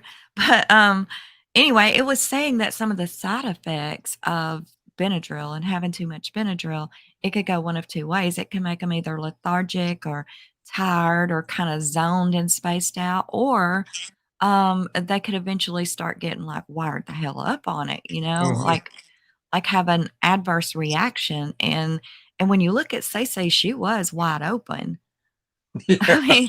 I mean, she was wide open, whereas Bella, quite the opposite, you know. So, not saying that's why, you know, they could just have completely different personalities. That happens too. But, you know, I mean, you do got to Brandon kind of is put it like, all in perspective. Brandon's severely allergic to ant bites. And the nurse, when I called, they told me to put Benadryl ointment on it. So I did. Dude, my kid started flipping out, feeling like things were Wow. crawling all over him. He was Oh my seeing goodness. stuff. And that was just for topical ointment. I was Yeah. like, oh, hell no. I never bought Benadryl ever again. Yeah. Some people, my mom was terribly allergic to it too. I mean, it's just, well, it even says on the back of the bottle, if you have any sort of breathing issues, do not use it. Well, Mm-mm. that's odd because it is for allergies, but it doesn't say do not use it. I'm sorry. It says ask the doctor first. That's what it says. But both the kids had these breathing machines on their faces. Now, I'm not saying Shanann didn't ask the doctor, hey, can they take Benadryl every day? She may have. I mean, I can't sit here and say she did or didn't, but I don't see any doctor saying, yeah, just Benadryl. That is what you need to help them sleep. I mean, maybe they did. If they I did, the worked for doctor a needs a damn lawsuit. I worked for a pediatric doctor for 15 years. Never once did we tell anybody to put their kid to sleep by using Benadryl. No, well, the pediatric blog I read was like they highly recommend not even using Benadryl if you can help it. You know, there's a lot of bad side effects to it. Mm-hmm. So anyway, yeah, we're getting okay. July 2016 is when January 2016 is when Shanann tried Lavelle and Thrive. She was introduced this by her lupus friend, Amanda. Okay, her and Amanda actually posted on her memorial page, and she said that she had known Shanann for years before she was even diagnosed with lupus from this lupus page. And I found that quite interesting. Why would you be a member of a lupus page if you don't have lupus? But that's what Amanda said. You know, that's true. July of 2016 is when Shanann earned her car bonus. So that didn't take her very long, but here's the kicker. The very next month, Chris earned a car bonus. Now, to begin with, Chris did use his car bonus for a car. He was getting that Ford Explorer, but they let that go back because I guess they needed the money, you know, more than they needed the car. I don't know exactly where and when they let the Ford Explorer go back. Do you know that? I don't know. They didn't have it very long at all. No, I think it was like, what was it? They offered up to $800, I think it was, and then if you wanted the cash, you'd only get $300. I think it was. I think that's how it worked. I can't remember. Yeah. So he was taking the $300 cash, but yeah, that was probably helping with. Well, they were just keeping that in the bank, I assume, after he let the Ford go back. Mm-hmm. Okay, April of 2017, Shanann said that she was retiring from Children's Hospital. So, yeah, that from I'll July. be right back, guys. Okay, honey. Shanann went on her first lifestyle getaway October of 2016, and this was to New Orleans with Chris. So she hadn't been in Thrive very long when she was already getting her lifestyle getaways. Her second one, 4 months later, to Punta Cana in February of 2017. Okay, just a couple months later, April, she traveled by herself to Dallas. Again in April of 2017. Now, do you see how this is continuing? And each time this is happening, it's costing money. It is. Well, what was it? In order for her to go, was it the Punta Cana? She had to get or borrow money for her visa or some stupid thing? Yes, her parents gave her the money for her and Chris to get a passport. The passports. Yes. They didn't even have the money for a passport. So, I mean, you damn sure ain't got the money to, I don't know. That just blows my mind because Lavelle does not pay for everything. Half the time they don't even pay for a damn thing except maybe either the flight or the motel, but usually, it's on you. Mm-hmm. May the 17th, May of 2017, Shanann went to San Antonio, Texas. Then the third lifestyle getaway was the very next month, June, to Toronto. Shanann went alone while Chris took care of Bella and Celeste. August 2017, Shanann had an elective anterior cervical discectomy and fusion. That was that neck surgery. September 2017, the next month, Shanann and her friend Christina traveled to Las Vegas for a team training event. With that neck surgery, what was that? It was $100,000, and I think their cost, it was either 25 or 30,000. I think it was 30,000 because I think it was 30,000 too. Because at the time of death, she still owed 25,000 on that. Here's the thing with that, though. Sandy Rosek, and I believe it's in the letter she wrote, if I'm not mistaken, it's in that letter, but it's damn sure in the discovery, that she said that a lot of their bankruptcy was due to Shanann having to have this neck surgery. Okay, now let's think for just a minute. When was the bankruptcy? 2015. When was this surgery? So there's no way in hell this neck surgery was in their bankruptcy. No, not at all. Nope. No way possible. Mm-mm. This was 2 If you were years to after. combine all the surgeries that the girls had to have, or well, didn't have to have, that they did have, like how many surgeries did each one of them have too? Right. And well, I mean, even that couldn't have been in the bankruptcy because they filed bankruptcy when Bella was a month old. Right. And at that Wasn't time, it? what was it? Chiropractor or massage therapy was in. Right. Yeah, and there was one to the Good Samaritan, which, I mean, who the hell knows? That was, I don't know, for something. But it couldn't have been for the girls. No, not at all. Hi, Gina B. Anyway, the fourth lifestyle getaway, October 2017, Puerto Vallarta, and they both went on that one. December 2017, she had an event at their home, and I think it was said that event she held was like, I don't know, $2,000 worth of fancy ass food and wines and all this other kind of stuff that they could not afford. No, they went to, what was it, Costco to get the prime rib again? Yeah, and those, those fancy wines and just, yeah. And then in December of 2017, Shanann went alone to Dallas. And I've got a lot more notes, but right now let's just kind of look over this real quick.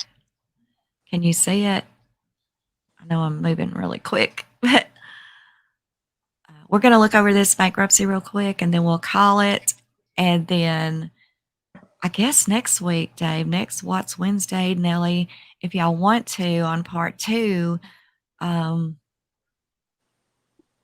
be honest, it's Thrive. That's really that's a lot of part 2, in my opinion. What do y'all think of? I agree. Thrive's a damn mess. We can talk about Thrive next weekend. And then there's a lot to cover there. Ain't that the truth? And then I also want to have one about their communications, because I think that is a big part of a marriage as well. They didn't have it, and I think that was also played a part of the breakdown, maybe a smaller part, but I still think it played a role. Their communication was shit. I mean, it was just non-existent for the most part. And we can show and discuss that as well. But anyway, this is their bankruptcy papers, and we're just going to take a quick look through these 40 pages. So we're definitely not going to be reading all this, but anybody feel free to screenshot it, or as a matter of fact, what I'll do is I'll put a link in the description after all this. If you guys want to come and download this PDF, look at it yourself, or Dave can drop it, probably already has it in our Facebook, Unjustified Facebook group. It's probably already there. So, okay, this is the actual bankruptcy. As you see, it was filed June the 5th, 2015. Shanann Catherine King. Okay, That is her alias. This is their address, both of them.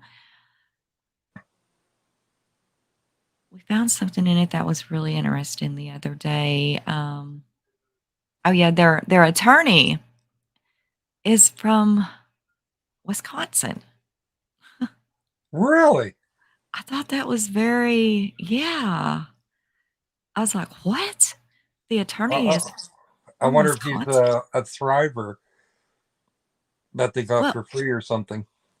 Well, this was 2015. Think about it. She didn't start Oh, that's right Thrive till too. I'm sorry. 2016. And That's just weird. Wisconsin, I mean, what an odd place to obtain an attorney for your bankruptcy. And then he ends up, well, basically spending the rest of his life in Wisconsin. It's so bizarre. So let's get down it a little bit. I think, yeah, here is the attorney's name, Michael Whiten. And somewhere it shows that he was from, here it is. Look, Michael J. Whiten, the Whiten Law Firm in Milwaukee, Wisconsin.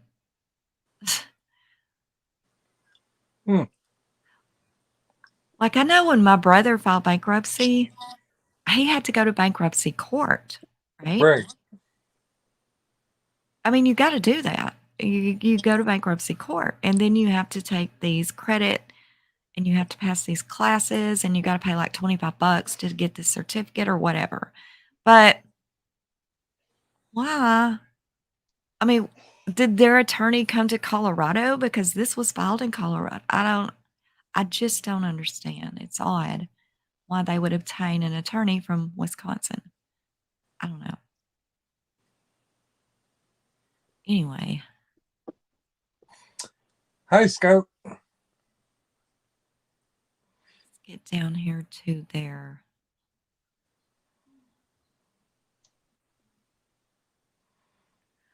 Okay, here is their income. And look at the substantial, I mean, look how this changed, y'all. 2013, okay? This is when they first moved in their home. Together, they were making $147,256. That's pretty decent, and they could have done well. They could have kept their home and only went and got bigger from there, right? But no, the very next year, 2014, they went down to $90,789. Well, we know that they both had change of job, right? Shanann, they both left Longmont.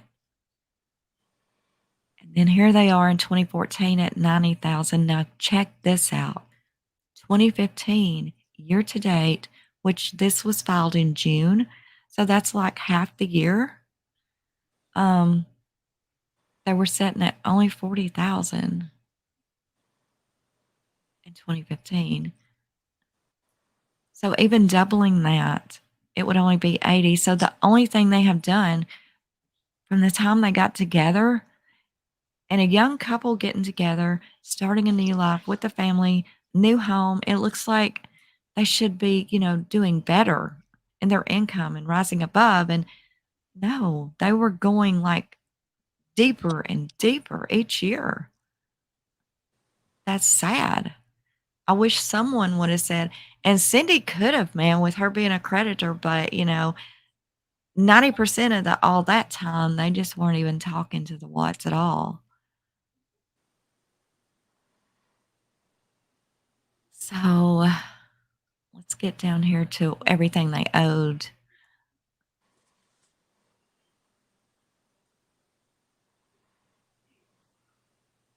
Okay, this is where they were living with the Deets, and so they listed that as their prior residence before Saratoga Trail was at the Deets home.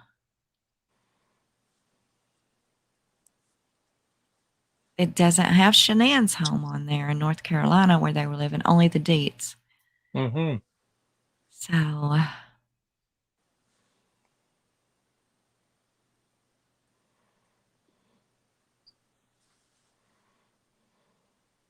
So this is Shanann's business. She was in sales, and she has it listed 2014 to current.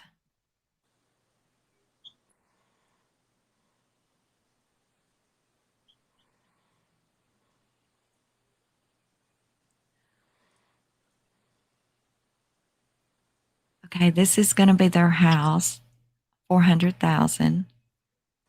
Personal property, $13,000, and that's probably the lot it's sitting on. Now, I also read that they had to buy that lot that the house was to be built on before they could build the house on it. Right. Yeah.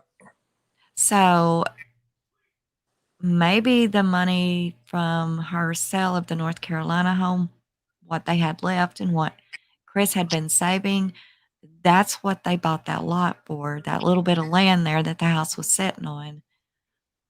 Obviously, they gave $13,000 for that, which that is crazy.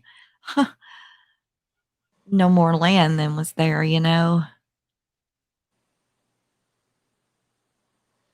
Okay, their secured claims was $378,348. I believe that's their home.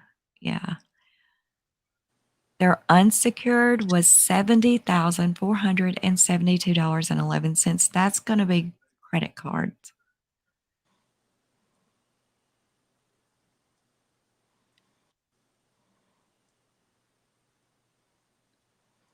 And then the current income, $4,909, and I believe that's probably monthly. Is that right? I believe it is.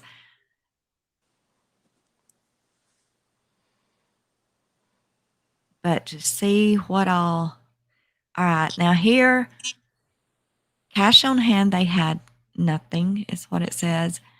And their checking, savings, financial accounts, certificates, deposits, all those kind of things.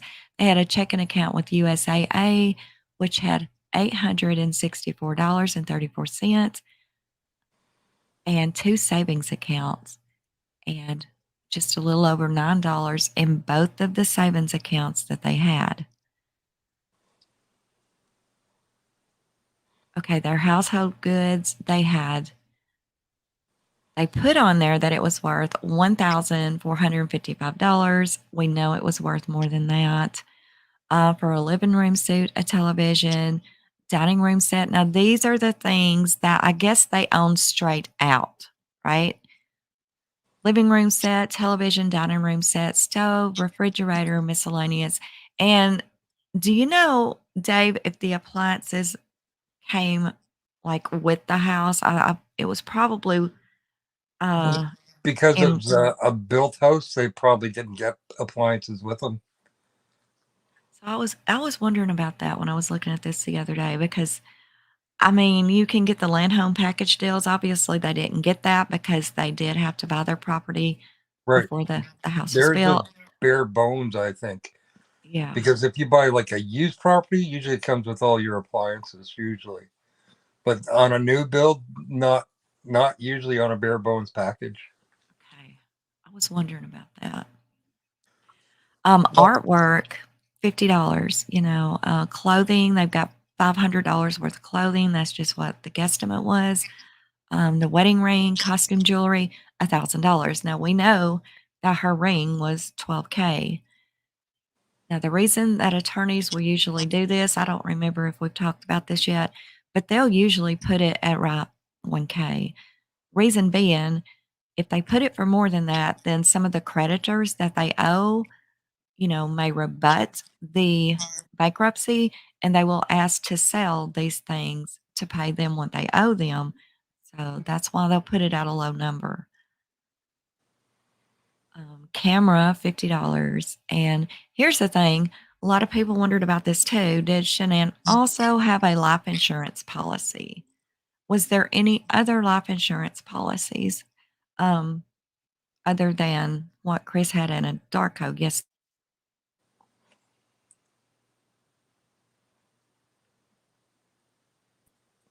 And it shows the current cash, which they could sell it in cash, for 520. So looking at the USAA policies and their life insurance policies, they're different than most. And you can go look that up as well if you would like. The very least life insurance policy that you can buy through USAA is $50,000. If you want like a $10,000 or a $20,000, then you got to go somewhere else. The smallest life insurance policy they have is 50, but most people do at least $100,000 life insurance policy. Go look at their website. That is a fact. So there was definitely, unless she cashed it out. Now, that's likely that could have happened. See, with King he lied throughout his interview with CBI, but he said that Shanann had a $250,000 or a $500,000 life insurance policy. Yeah. And Nellie gave you a $20 super sticker. Oh, wow. Well, thank you, Nellie. I'm so sorry, sweetheart. I'm not even over there on that page. Thank you so much. You shouldn't do that, though. You do enough sitting up here with me. I really appreciate it. Okay, so the subtotal of everything that they own, other than their home and vehicle, $4,449.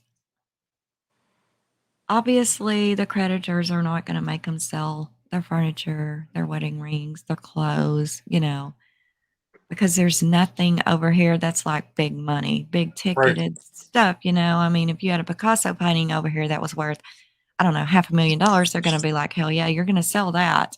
Mm-hmm. But that's not the case. That's another reason why they devalued the wedding ring. Exactly. The 401k, at this time, they say that there was about $600 that he could, cash it out for, I guess. And yeah, that was in 2015. And so the only things that they kind of own outright, other than their home and personal items, is Chris's Mustang and Dieter. The Mustang was worth $8,275, and Dieter was worth $5. I have never in my life seen where the animals are in a bankruptcy, but I mean, there it is. They are. $5 for the dog. Yeah, isn't that weird? That's so odd. Okay, so there's their house, $400,000. Checking and saving, that's pretty much everything we just now looked at. And so here is their home loan. And this payment was like almost $3,000 a month. It was $2,800, something.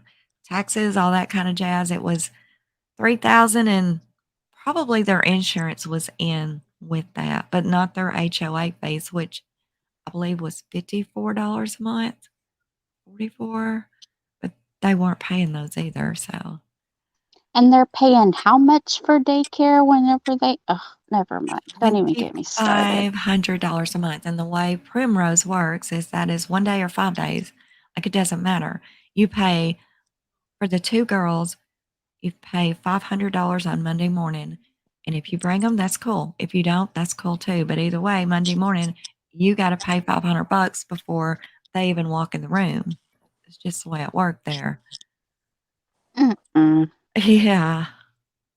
Craziness. You're talking that's $25,000 a year for daycare. And then you got a house at $3,000 a month, $3,000 a month for a year. How much is that on the house? Like $30,000, right? Around it a year. So you got $30,000 on the house, $25,000 on daycare. That's $55,000, Chris, at high rate before taxes, insurance, anything, $61K a year. By the time you take the taxes out, he even had to pay, I think it was $73 a paycheck for the truck he was driving the fleet truck. Like he wasn't getting to drive that Anadarko truck for free. No. Here you can just use the truck. No. Yeah. I mean, because they said that he could finish work, and if he had errands to run, he could do it on his way home, but he couldn't go home and then run his errands. He had to do it on the way home. Yes. So they charged him $70 a month for doing so. Right. Yeah. I mean, that's all he had. He had gotten rid of his. They didn't have shit. Like they had a car paid for, a nice car. Mm-hmm. Yeah, because she bought him a turbocharger for his birthday to put on it too. Yes, and those things, those are pricey. Mm-hmm. So BBT is a credit card, okay? Nearly $15,000. Now this, Jesus. Chris says, was the wedding. I don't know. Chris said this was part of their wedding, and this was basically the credit card that he had, I think, when they got married. But then that was from the wedding. And that's, of course, I mean, since they got married in 12, that they had been paying on it, I guess, or just said the hell with it. But I'm sure they paid on it some. But that's where it's at. That's a lot. That's a lot. Well, they really couldn't even afford that even with the credit card, because what was it? They ended up, after Cindy and Jamie and them all got kicked out of the wedding party there, Chris had called Cindy wanting to borrow, what was it, $1,000 for supper. Yeah. And they didn't have it. Cater. So, yeah, get the caterer to come to the wedding. Yeah. You're not invited, but please pay for the catering. That makes so much sense. Same damn day, even. Yeah. Same day, he kicked Jamie out the wedding, or Shanann did. He has the nerve to call Cindy that night. Hey, I need $1,000 because, Shanann wants the Brazilian steakhouse to cater our wedding. Cindy's like, wait, what? I ain't got no $1,000 laying around to cater no wedding. And he says, well, you're going to have to buy your own food then. She said, well, I don't care. Needless to say, there wasn't no caterer there from the way I understand it. They pretty much had just like finger foods, which there's nothing wrong with that. Nope. There's nothing wrong with having finger foods at a wedding. I mean, a reception. You don't have to have a Brazilian steakhouse to cater it. Anyway, belts, $43.55. I guess that's probably just a random piece of clothing. I buy a lot of clothes at Belts. Capital One, another credit card, $4,026. I have no clue what it was for. Probably just randomness. And we also have a Capital One furniture card. Okay. And that was $2,919. So it's like, I don't know. It almost looks like everything they had, they bought on credit and didn't pay for it. And that started off with her her school when she went to go into nursing. Yeah, exactly. Like, what in the hell? You just get all this stuff and be like, I ain't gonna worry about it. Hell, I'll just file bankruptcy once it gets to a point. We'll start all over.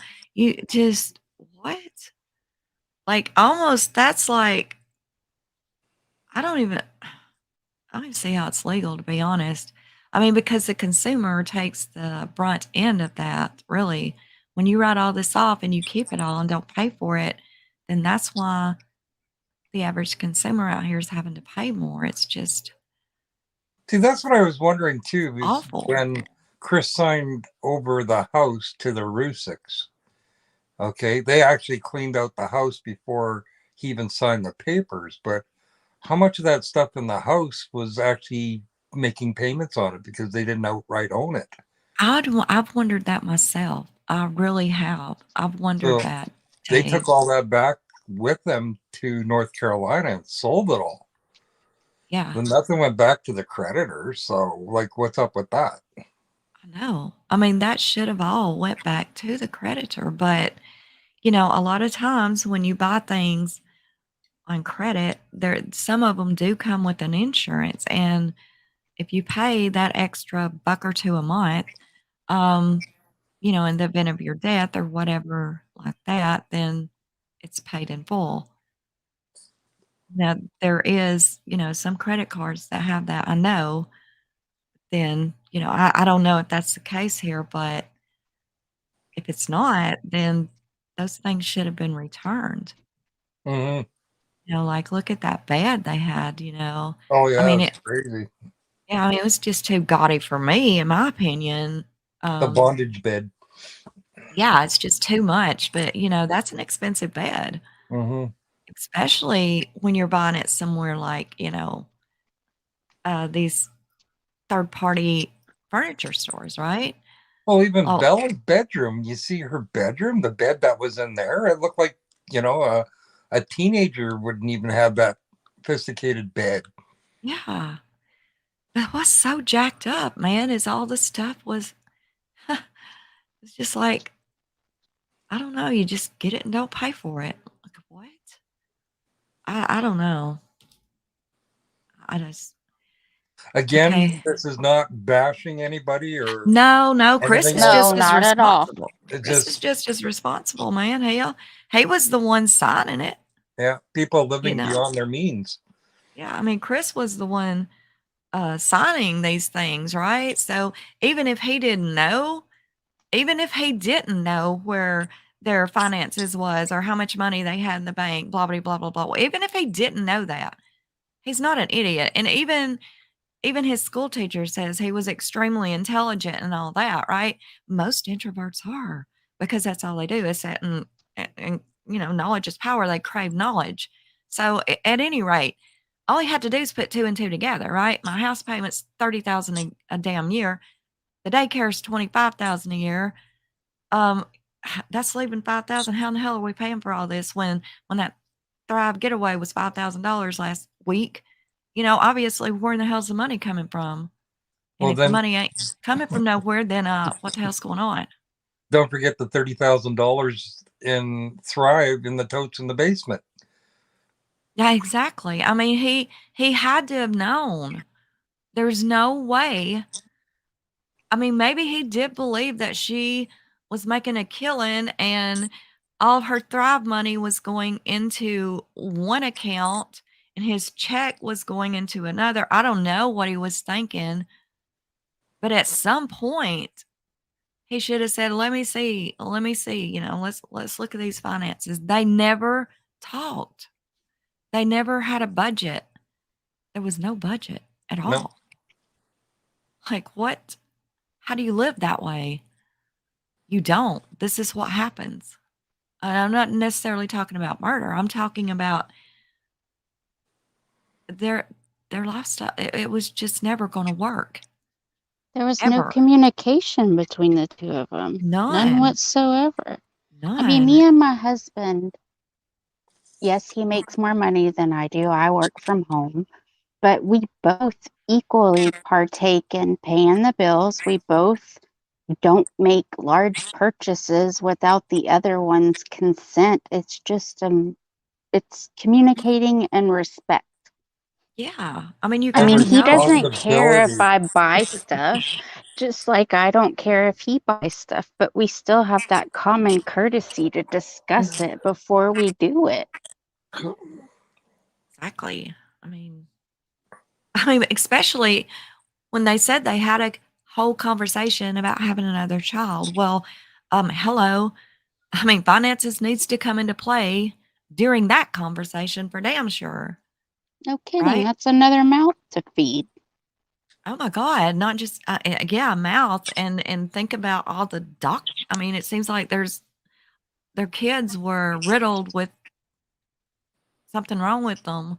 I'm not saying that to be mean. It's just true. They had all these doctor's visits, and with most insurance companies, then you got so many visits a year and that's it. There's like a cap on this insurance, right? Well, damn, that cap can be hit and capped off fast when you're having to go do as much as that. It's going to happen. Then it's out of your pocket.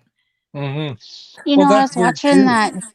I was watching that documentary that you posted for Hulu, And one of the things that one of her friends said bothered me, that she got pregnant and she wasn't expecting it. Didn't they discuss having a third baby? Yeah. Yeah. There was, It yeah. was no shock to it. She No. knew she was getting pregnant. Yeah. They Well, planned it. that was part of Chris's little, what do you want to call it? His little documentary that he made, his speech where he said one of the ways of fixing a marriage is having another child. Mm-hmm. Which is so Bullshit. wrong. Yeah. Yeah. That's crazy. Hi, Mary. Hi, Dottie. Crazy. Hi, But Kendrick. we have the chiropractor here. They owed $740 on. Don't know if that was for Chris or Shanann. It doesn't say, but it was a chiropractor and wellness center. It could have even been some sort of therapy. I don't know. Then we have Pier 1, and that is like, isn't that like we don't have one here, but it's like a home, Furniture store. yeah, home furniture, decorations, kind of things like that. Um, Credit card purchases, $289. So it was possible that they got a Pier 1 card and it had like a $300 credit limit, and they pretty much maxed it out quick as I got it. Which, who knows what that was for. I think most of the vases that were in their home, I think those came from the North Carolina home, because you look at those pictures and you see a lot of the furnishings of things like that. That Yeah, was over in the mirrors. North. Yeah. So I think that could have been that really, and I think it's a cool chair that was in their living room that had the writing on it. I love that chair. Okay. I Oh, know a that's the lot of same people, one that Molly Golightly bought. I love it. I really do. And I know a lot of people, it's not their cup of tea, but I love it. I love it. So that could be what that is. You think? Possibly. Okay, here we get into Shanann's student loans. This first one is a federal loan. $4,200. And there's another one too from Sally Mae, but this one's 42. And then you have the Ford Motor Company, and this is just, obviously, I guess Chris got a notice in 2014, but he paid it off. So as you say, they don't owe anything on that. Like, that's literally the only thing they've ever paid off was that Mustang. And then Home Depot. And me and Dave was just talking about this one. Yeah. Home Depot, that is going to be for that fence out back for the materials, because Frank and Chris built the fence, because we've got pictures of that. That's going to be for the material and possibly for that swing set, because while they were building the fence, is the same time they were putting up their little jungle gym thing, Yeah. So That I'm probably thinking, cost more than the fence. yeah, yeah.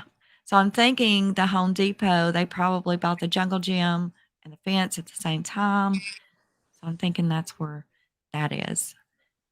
Ours was like 500 and something dollars. For the little jungle gym? My husband Yeah. was so pissed. We Yeah. bought it on Father's Day. I got him a grill. He had to put that together, and then they delivered the play set, and it was in a million pieces, and he had to put that Yes. together. I was like, I am so sorry. They are. They come in like, and then all these, I'm like, oh my God. Yeah, we got one too for the grandkids. And I think ours was around $400 or $500, something like that. So that kind of makes sense on that right there. That would be material. And I think that little jungle gym, that would be my guess, because our Home Depot sells those. Okay, and then we got medical services here. $1,300. Macy's for $1,547. I'm seeing a bunch of shoes, handbags, clothes. Nordstrom. That's a big Gee one. whiz. That's a big one there. Yeah. I mean, there again, that's living above your means and putting appearance above house. You can't You just can't do that. Mm-mm. Like, no. Okay, and then here is another student loan from Sally Mae that was obtained in 2012. A little over $7,000. Sears had already filed a civil judgment against them, 2015, and this is for $1,450. And my guess on this is one of those mini refrigerators they have. I don't know. I know we buy our appliances from Sears, so maybe that stainless steel refrigerator. There's like 2 refrigerators in the basement, right? Yeah, one was a freezer, an upright freezer. God, why do you need all the refrigerators and freezers? I just don't know, but yeah, that's what I'm thinking that is. Okay, there's a Federal Union credit card, Sharonville, 2015. Look at this, $18,968. Wow. You know Jeez. that is what furnished the house. You know it is. The living room suite, the bed, the bedroom suite. I mean, what else? Right? That's a lot of credit card purchases in 2015.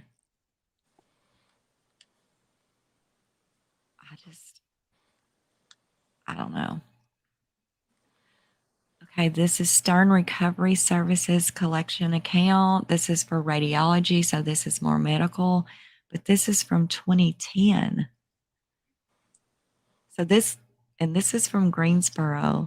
So this could be when one of 2 things. I don't see it being his surgery. Do you? For his nose? Probably Well, not. remember she was in a car accident. She had blacked out and went through the windshield of a car. I wonder if that's what that's part of, because we really don't hear too much about it other than she has a scar above her like on her forehead. Right. It could be. It could be that, or it could be that colonoscopy. Oh Yeah, yeah. no. Yeah, because Colonoscopy. she There you saved go. his life. Thank you, Kelly. I mean, it Do you could be remember that, that? right? Yeah. Do what? 2010, right? So that's, yeah. Would that be that when she said that she saved Chris's life? It What are you could, talking about? The could be. 1800 or Well, no, the he had 96? according to Shanann, he had cancer on his wee willy. And Yeah, that but he had listen, discovered it. you're talking to 2 cancer Yes, I survivors. know. Yeah, the And whenever, colonoscopy would be in his rectum area, and Right. requires a but that was for long Shanann. ass tube going Yeah, up. that was That was for Shanann. No, Shanann. we're talking Chris. No, Chris had a I don't know, a mole or something on his privates, and she Yeah. took a picture of it, sent it to Cindy. Now, all that happened, I think that happened in Colorado. I believe that they were in Colorado when that happened, because she sent it to Cindy and Ronnie. And it seems like Cindy said that they were in the same house when she sent it. Oh, But really? yeah, but either way, what really bothers me is, if I'm not mistaken, in Cindy's letter, it said that it was cancer and Shanann saved his life. Now, that bothers me, being a cancer survivor, because if what was cancer, there would have been after Follow-up treatment. treatment. Yeah, and there was nothing. No, they just went in there and lasered it off, and you good. I mean, yeah, it was a mole or a birthmark or whatever. If it had been cancer, you don't just laser it off and go home and never think about it again. No, there's after treatments if it was definitely melanoma cancer. And they checked you very thoroughly. I don't buy that it was whatever, though. I mean, well, no, I'm not going to, because 1, there's definitely no paper trail to it. 2, there was no after treatment. Yeah, it just doesn't work that way. Okay, we got Toys R Us 2015, which was the year Bella was born, and Cece. Was it Cece? Yeah, Cece was born, right? 2015, July 17th. Is that right, Nellie? Yeah. When was she born? July 17th? I think it was 2015 was when Cece was born, right? Yeah. Yeah, that's what I was thinking. Okay, 2015, Toys R Us, 298.21. I guess that's just for random toys, possibly Christmas presents, birthdays, who knows, right? It's still kind of, that's on the low end, but USAA Federal Savings, so they had a credit card from USAA and $3,800. Wow. Okay, Wells Fargo Furniture, another credit card, $1,500. What the hell? So damn it, with the kind of money they have spent on furnishing that home, you would think it wouldn't look as empty, but it is a big old house, but all right, the total for that page is 24,781. Then you come on down, you got the Good Samaritan Medical Center. I remember looking at this screenshot. Shanann checked in there. I can't remember what it was for, but both of the girls she was holding, I think Cece and Bella was laying on the bed. And y'all probably remember the picture I'm talking about. And but see, this says 2013, so this would only have to be Bella, right? What was Bella? I don't remember. I mean, Bella was going to when she was born in December of 2013, right? Maybe this was when is this where Bella was born? Is this the hospital she was born in, maybe? This could be the maternity, possibly, right? Because I know she checked in at Good Samaritan a couple of times. So maybe that was their main hospital there.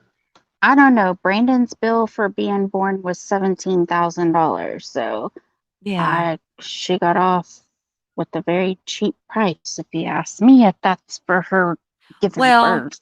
I mean, Chris did have really good insurance. So maybe his deductible was, I don't know, 3,000 or 2,500. I don't know. Oh, so did we, but still the total cost of the bill was 17. Oh, wow. Goodness gracious. My portion was 38. Oh, wow. Okay, this is one here. Here's the Ford Explorer, Dave. They had signed a lease in December of 2014 for 40 months at $588 a month, and it was repossessed. Really? Wow. Yes. Yes. They didn't have that very long at all, did they? I mean, they literally bought it, literally brand new, because they got it Christmas of 14 and it was a 15 model. Wow. Well, you got to remember too that she herself was signed up, but then she signed up Chris, and then she also signed up Bella. So in order to get the bonuses, they would all have to make a certain amount in order to reach the bonus. Without the bonus, then they don't have anything. So that's probably where all this extra money is going, just to keep their bonuses coming in. Right. Which means take money out of one hand and give it to the other. Yeah, pretty much. I think my daddy used to call it robbing Peter to pay Paul or something. Yeah. Floating credit cards. But at the time of this filing, Chris was working at Anadarko. He had been there 6 months. Shanann was at Children's Hospital, had been there 2 years. Their monthly income, Chris's, was $5,266 a month, and Shanann's monthly $1,841. So see, even looking at that, there is no way I mean, there's literally no way. That's $7,000 a month. There's no way they could have sustained the lifestyle they were living and pay all their bills. Mm-hmm. Oh no, they were living way above their means. Yeah, it just wasn't possible. Was I this mean, you look before here, that's what Chris brought home after taxes. You know, even less. You know, Shanann's even less. So there's no way. Like Chris was barely by himself, y'all, by himself. 3,380. And their house payment was right at 3. That's not even counting utilities, food, you know, nothing, gas, co-pays, doctor bills, medications, nothing. There is no way they could have paid even one credit card, HOA, nothing. Mm-mm. Their combined monthly income was less than $5,000 a month in 2015.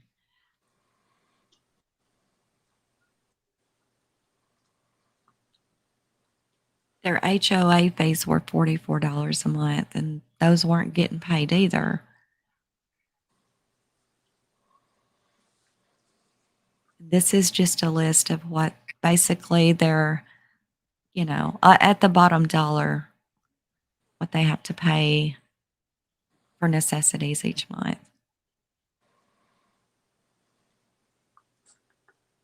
And after they paid everything, they had $11 left.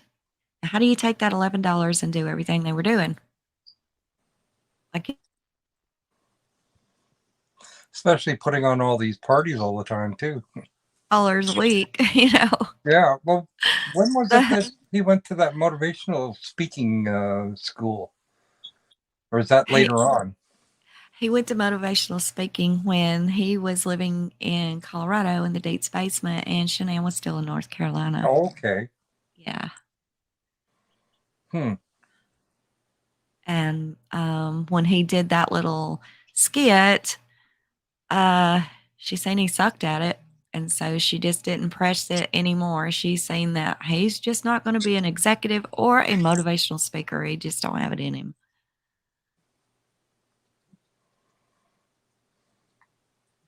So Wow. yeah, that's about the end of that. So instead of going from rags to riches, you're going from riches to rags. Yeah, exactly. Pretty much. Okay, I'll be right back, y'all, in about 1 minute. Okay. I'm going to time you. I don't get why she just like totally blew him off instead of building him up, you know? Well, she did build him up, but it's just that he didn't live up to her expectations. And then instead of knocking him down, just signed up to another MLM. That was pretty well it. Because like she used to have parties and advertise parties for people that whatever MLMs that they're into to please come and share your experience with your company. And she used to have parties on that. So it was more ways for her to sign up to other MLMs trying to make money. So I guess if one isn't working, you know, you sign up to 5 or 6 of them and hope for the best. But you need money in order to do that. And that's not how MLMs work. I don't know. They would have kept their jobs at the start, they would have been okay. But when he quit his job at Ford to go work in the oil fields, that's when everything went downhill. I have a friend that sells Mary Kay, and she needed people to sign in underneath her. And I told her, I was like, look, I'll sign in underneath you just to get that big old bag with all this makeup and all these samples. I said, but I am not about to start selling this crap. Don't include me in anything. I will just sign up underneath you so you get the credit and I get the damn bag.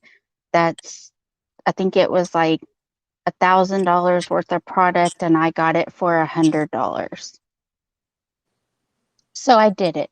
They didn't listen to a damn thing I said. I'm still getting text messages about going to meetings and selling this stuff, and you haven't met your quota. I finally texted the girl back. I was like, I think I recall telling you I wasn't going to be a part of this crap.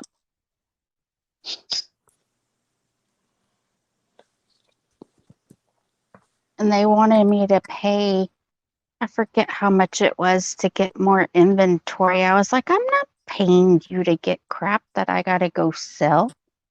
That's what I was wondering, how many different MLMs that she was actually involved in, because I know she had that clothing line. Then there's the cosmetic line that she had. Then there was the Lou that she was into, plus, well, of course, Thrive. I wonder if she did Monique too. That's hair care products. I'm not sure. But I have a friend each and every that, one, you have to buy so much product every month. yep, she And does it, and she got a Lexus a couple years ago. But the same thing, she ended up having to trade in a car, and she still has to make a note on it. It's not like you get it for free. well, the whole thing with these places, they pay for a lease. They don't pay for you to keep your car. The idea behind the lease is that you sign a 2-year lease so that you get a new vehicle at the end of that lease. But all the money you're paying for that vehicle, you don't get any credit for it unless you want to buy it outright. Yeah, So but you're the balloon payment is outrageous. It's right. more than what you would have paid if you bought the damn thing brand new. Right. So you're more or less just renting the car is what you're doing. It's the And same thing she can only put like so many miles a month on the car. If she right. goes over the mileage, then she has to pay that at Yep. the end of the lease. So it's like, really? That's like with the Lexus too. They said that Chris took that to the sand dunes, but he never. Because I think it was when he got back from the sand dunes, he realized that the registration had expired on it. So he had to call Shanann and again, transfer some monies around in order to get the registration put back on that car. But again, leasing a car is just like renting a house. By the time you're done renting it, you don't own anything in there. So, Nope. which is crazy. But that's part of the MLMs. In order for you to sign a 2-year lease, you're going to have a brand new car every 2 years, which looks good for the company, but bad for you in your pocketbook. So,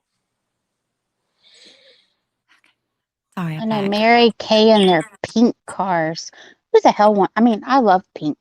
Pink is a great color, but I sure as heck ain't gonna drive a pink car. Oh my goodness, a little bit would like to have that, wouldn't she? Oh, I know she would.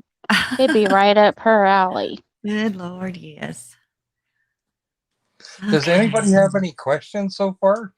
Yeah. Let's see. Yeah, I haven't been able to look at the chat all night. That's usually how it goes when I'm over in another whole window.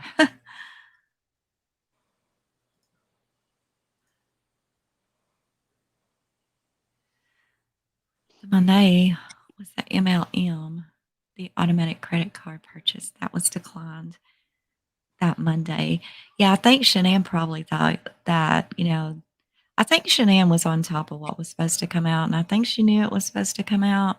But I think she wasn't, she had the money in there, but I think possibly that is what Chris spent when he was with NK. Well, see, my friend got me to where I would buy stuff. So I did, but it got to the point to where I wasn't using the product enough to justify buying it anymore. I mean, my hair started falling out, so I didn't really need that crap anymore.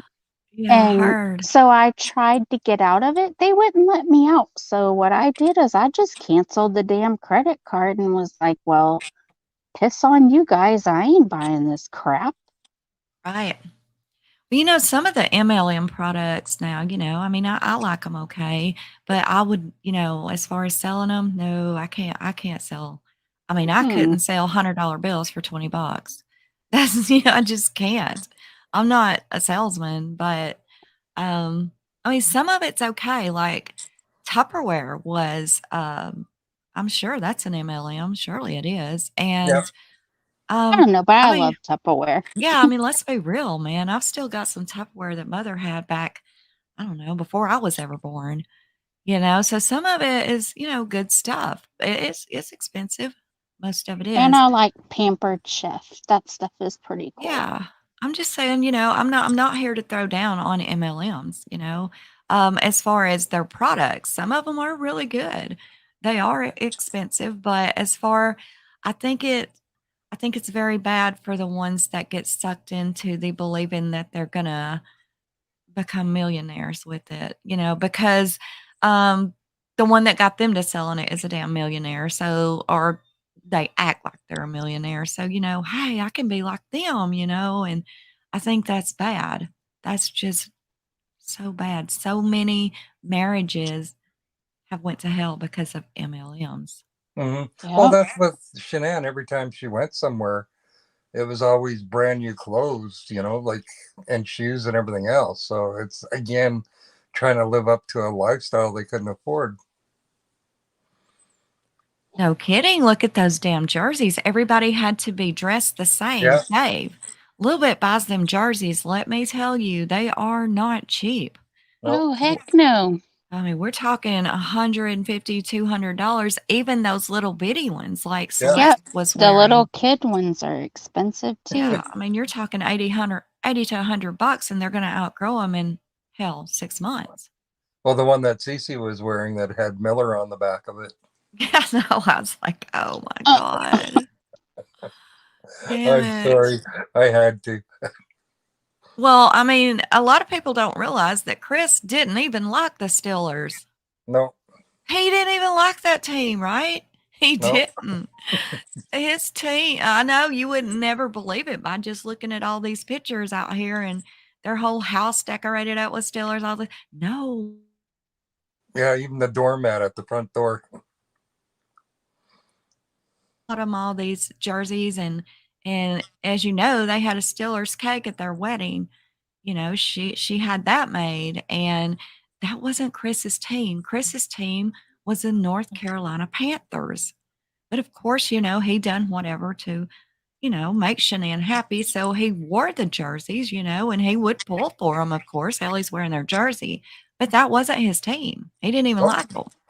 The wedding cake is for the bride. The groom's cake is for the groom. What the hell? That was kind of crappy. Well, Shanann played the whole wedding, even the weddings, the music that was played at the wedding. Chris didn't even know. He didn't even know. He had never even heard the song that she picked for their bride and groom dance, which as they were dancing, he was like, what kind of damn song is this? Damn it. It made him feel like that much more of a loser. He had never heard the song till they had the bride and groom dance. She picked it up. Yeah. And yeah, the song is just, it would be okay if he had picked it out, but knowing that he had never even heard the song until he danced to it, it's kind of awkward. Right? It really is. It's a beautiful song, but it's kind of awkward that she picked it out and he had never heard it. I don't know. Kind of weird. TJ, that 3,500, is that a month or what is that? Do you know? Oh, it is a month. Holy cow. Oh, hi, TJ. Good to see you, girl. Well, yeah, I would think they would have to they would have to, right? To be able to keep up their spot to get their car payments. And they would have to. I was thinking it was about $4,000 a month. Well, I'm wondering because they had Chris, they had Shanann, and then they had Bella. So all three of them would have to be making so much a month, I would imagine. Well, I mean, you got to look at Chris too. He was one of the promoters that was getting the car bonus, so that things were also having to be bought in his name. Yeah. How in the Sam heck did she sign up Bella to be a salesperson for it? She's 4. Yeah. She has her own Facebook account too. Yeah, she does. Jesus. Yeah. And I mean, Shanann's not alone. I mean, many of these MLM promoters, go watch some of these MLMs. They got their kids right front and center, Yeah. and it's not even cool, I don't think. But that's the way they do it. I could see it in one sense if it was something that actually would make money, because then it would look after the kids' college funds. But if you're having to spend, say, $3,500 a month in Yeah. order to keep that going, I can't see it, because no No. way. Hell no. Wow. Hell no. I mean, if you wanted to keep the Lexus, hell, just pay the $600, $800 a month, whatever it was for it. You would come out better. I mean, it's already in your name. It's not like you're going to lose it. It would just literally make better sense just to make your car payment, and hell would thrive. Think about how good they would have done if Shanann had have been like in real estate and Chris had a continued on doing mechanics. And I get mechanic doesn't sound like as I think the word was prestigious that Shanann used. I know it's not as prestigious as, say, an oil exec, but come on, who gives a damn if it's double the pay? you know? Well, it seemed like she needed somebody that, did the Monday to Friday and then, 8 to 4 sort of deal. That way, when the kids were out of school or daycare, that there'd be somebody there to look after the kids. Yeah. Well, yeah, That's what because it seemed like to me, anyway. well, So. I think that was more it too, Dave. I think you're right because Chris was working late hours, right? And he was having to work every weekend. And Shanann even said that she didn't like they never had any time together. But the kicker is, even when he did get the other job, they still weren't spending any time together. No, none at all. No. I mean, she wasn't even home very much. She was gone quite often, doing things with Travis. She really was. And if she wasn't, I mean, she just like Leonard said, she literally would pour herself into her work. I think she literally thought that she could, and she probably could have been maybe at the top of that pyramid one day, but you got to have a lot of money to climb that pyramid. You're not climbing it broke. No. Nope. You're just not going to. And Even you'll as never better, make enough sales to get up there either. no, because people's gonna drop out, man. I mean, yeah, they might try it for a month or two, and they may even love it, but maybe they can't handle paying $300 a month for, um, these vitamins. You can go to GNC and possibly get the same thing for like hell of a lot cheaper. That Monet stuff that my friend had me buy, it was shampoo, conditioner, and sometimes it would come with a root lifter or something else, and then there was a free sample of something. It was like $99 every time you bought it, and you could get it once a month, every 2 months, every 3 months, or every 6 months. But still, that crap adds up. Oh yeah, for sure. Quickly it'll add up. Anyway, what do y'all want to talk about next Wednesday? Thrive as being part 2, or communications, or We can do Thrive, and we can throw in some communication in there too. okay. Next week I will go ahead and I'm going to get all my screenshots together that go back as far as 2010. And we'll just look at everything as a whole. Thrive, in my opinion, was one of the downfalls of their marriage.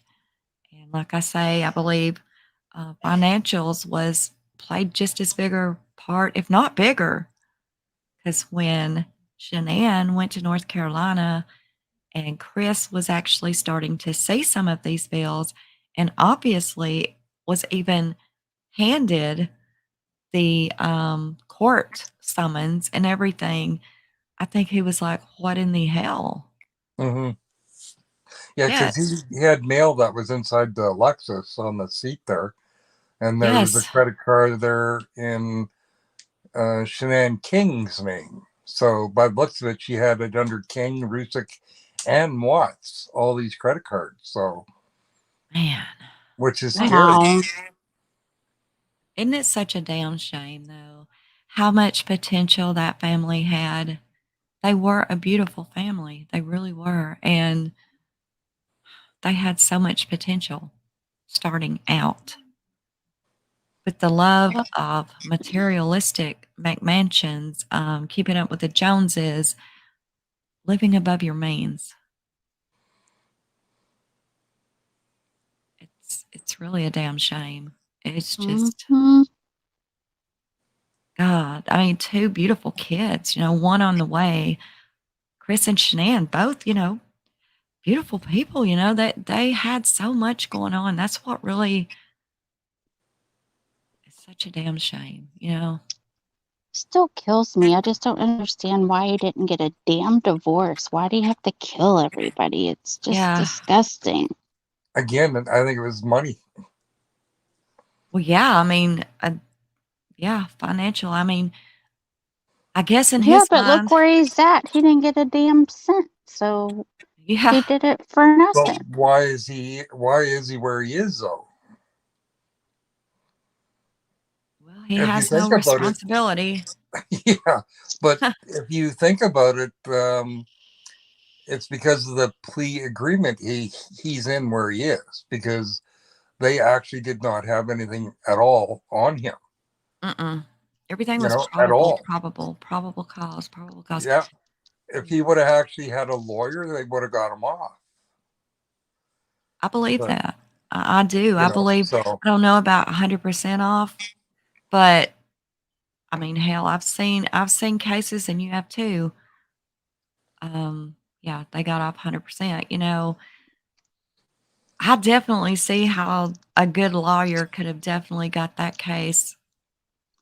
It would have been shitty trial. I'll put it that way. yeah. Well, if you look at the They plea would have hit agreement, hate of passion. They would have. They would have.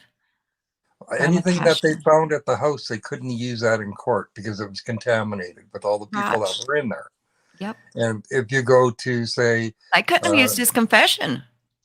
no, They could not have used that confession because that was a read technique. That was leading questions. You yeah, cannot use leading questions and present even them to a jury. 319, they couldn't Cannot. use anything they found there at all, including the No. bodies or anything No. on the bodies, No, they because they didn't couldn't. have a search warrant when they went in there to start off with. Yeah. So anything they found, it's not admissible in court. It would have been thrown out. Yeah, the prosecution would have had a hard time with that at trial. I'm just saying they really would Yeah. have, because a good defense would have tore into past finances. I mean, I'm not being ugly, but they would have really hit Shanann hard, Oh yeah. which is wrong. But I mean, that's just the way a trial goes. I mean, this in Colorado, the cop that killed his wife, he walked because they made it look like her fault because she was controlling. That was in Colorado, and that was a cop that killed his wife. So I'm just saying they would have ripped that all to hell. And Nicole would have been brought up in there. I don't really know how they would have used her hardcore. I think it would have went more towards a crime of passion, and he snapped, and they would have continued with the first confession of Shanann did it. They had no proof otherwise except out of his mouth. Mm-hmm. So when Rourke said they had a theory and that was it, that's all they had. yeah. Mm-hmm. But again, like Mary's saying with the forensic team, they couldn't have used any of that. Like nothing, because there was too many people in the house. It wasn't a crime. Like, even if it was a crime scene, you can't have, Nick and NA and Madison going playing in the playroom and then Chris walking around all over the place. Yeah. It's just. Well, I mean, the defense was sitting there filing motions left and right, wanting the DNA off the Shanann, wanting trace DNA off the girls, wanting DNA from the things from the house. Chris saying, you ain't going to find my fingerprints on there, or, all this would have happened in the trial. And I know when Rourke went to talk with the Rusacks, and he was trying to convince them to be cool with Chris, them offering Chris this plea deal, which actually it was Chris's team that asked for the plea deal, I believe it was, which was very odd.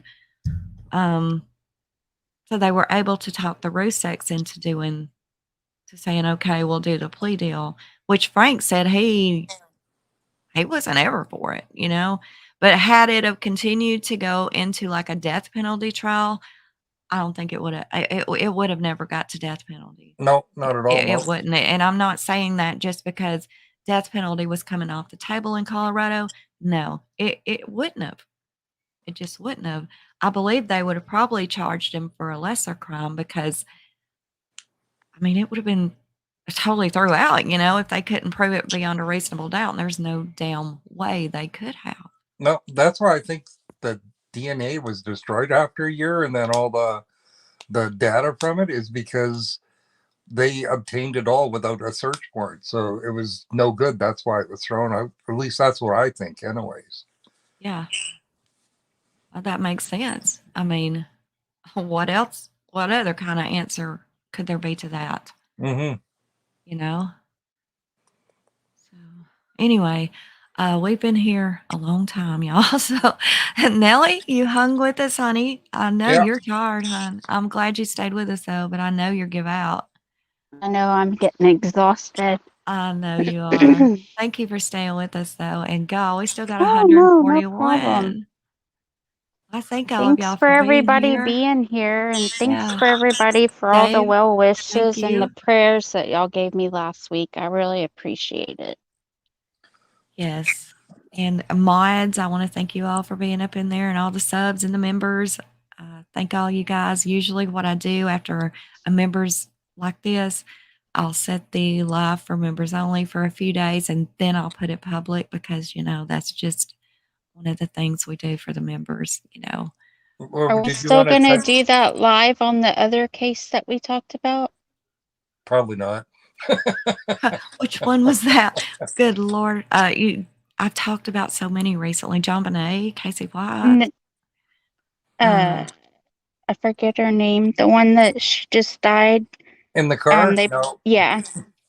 That there is, it's another one that you stand back with a crucifix because there's just too many people in there that are twisting and turning everything. And the chances are you'll never, ever know what actually happened because there's just too many dirty fingers in there. Oh, I know that, but she had done some research and she wanted to talk about it. So I didn't know if she still wanted to do it. Oh, God, I researched that case so much, Nellie. You're right. I researched the hell out of it.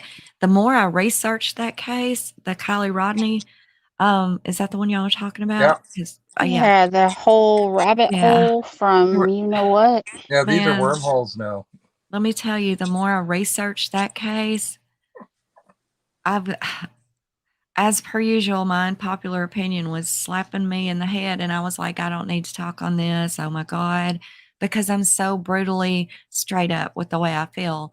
And I'm not a big fan right now of the adults that's involved in this case. I'm kind of just, I ain't even paying much attention to the Sammys and the this and the that. I ain't even really paying much attention to these kids. What's really pissing me off is the parents and the adults in this case and the law enforcement. Like the kids are on the complete back burner to me in this case. I'll deal with them later. But right now, my issue is with the adults. And that's not going to be the popular opinion right now for damn sure, because this woman just lost her daughter, but she's acting shady as hell. And I'm going to not say no more about that. Well, the biggest thing is with me is why do they have a helicopter landing in their yard? Like, why do they need that? Because nobody else around there needs one.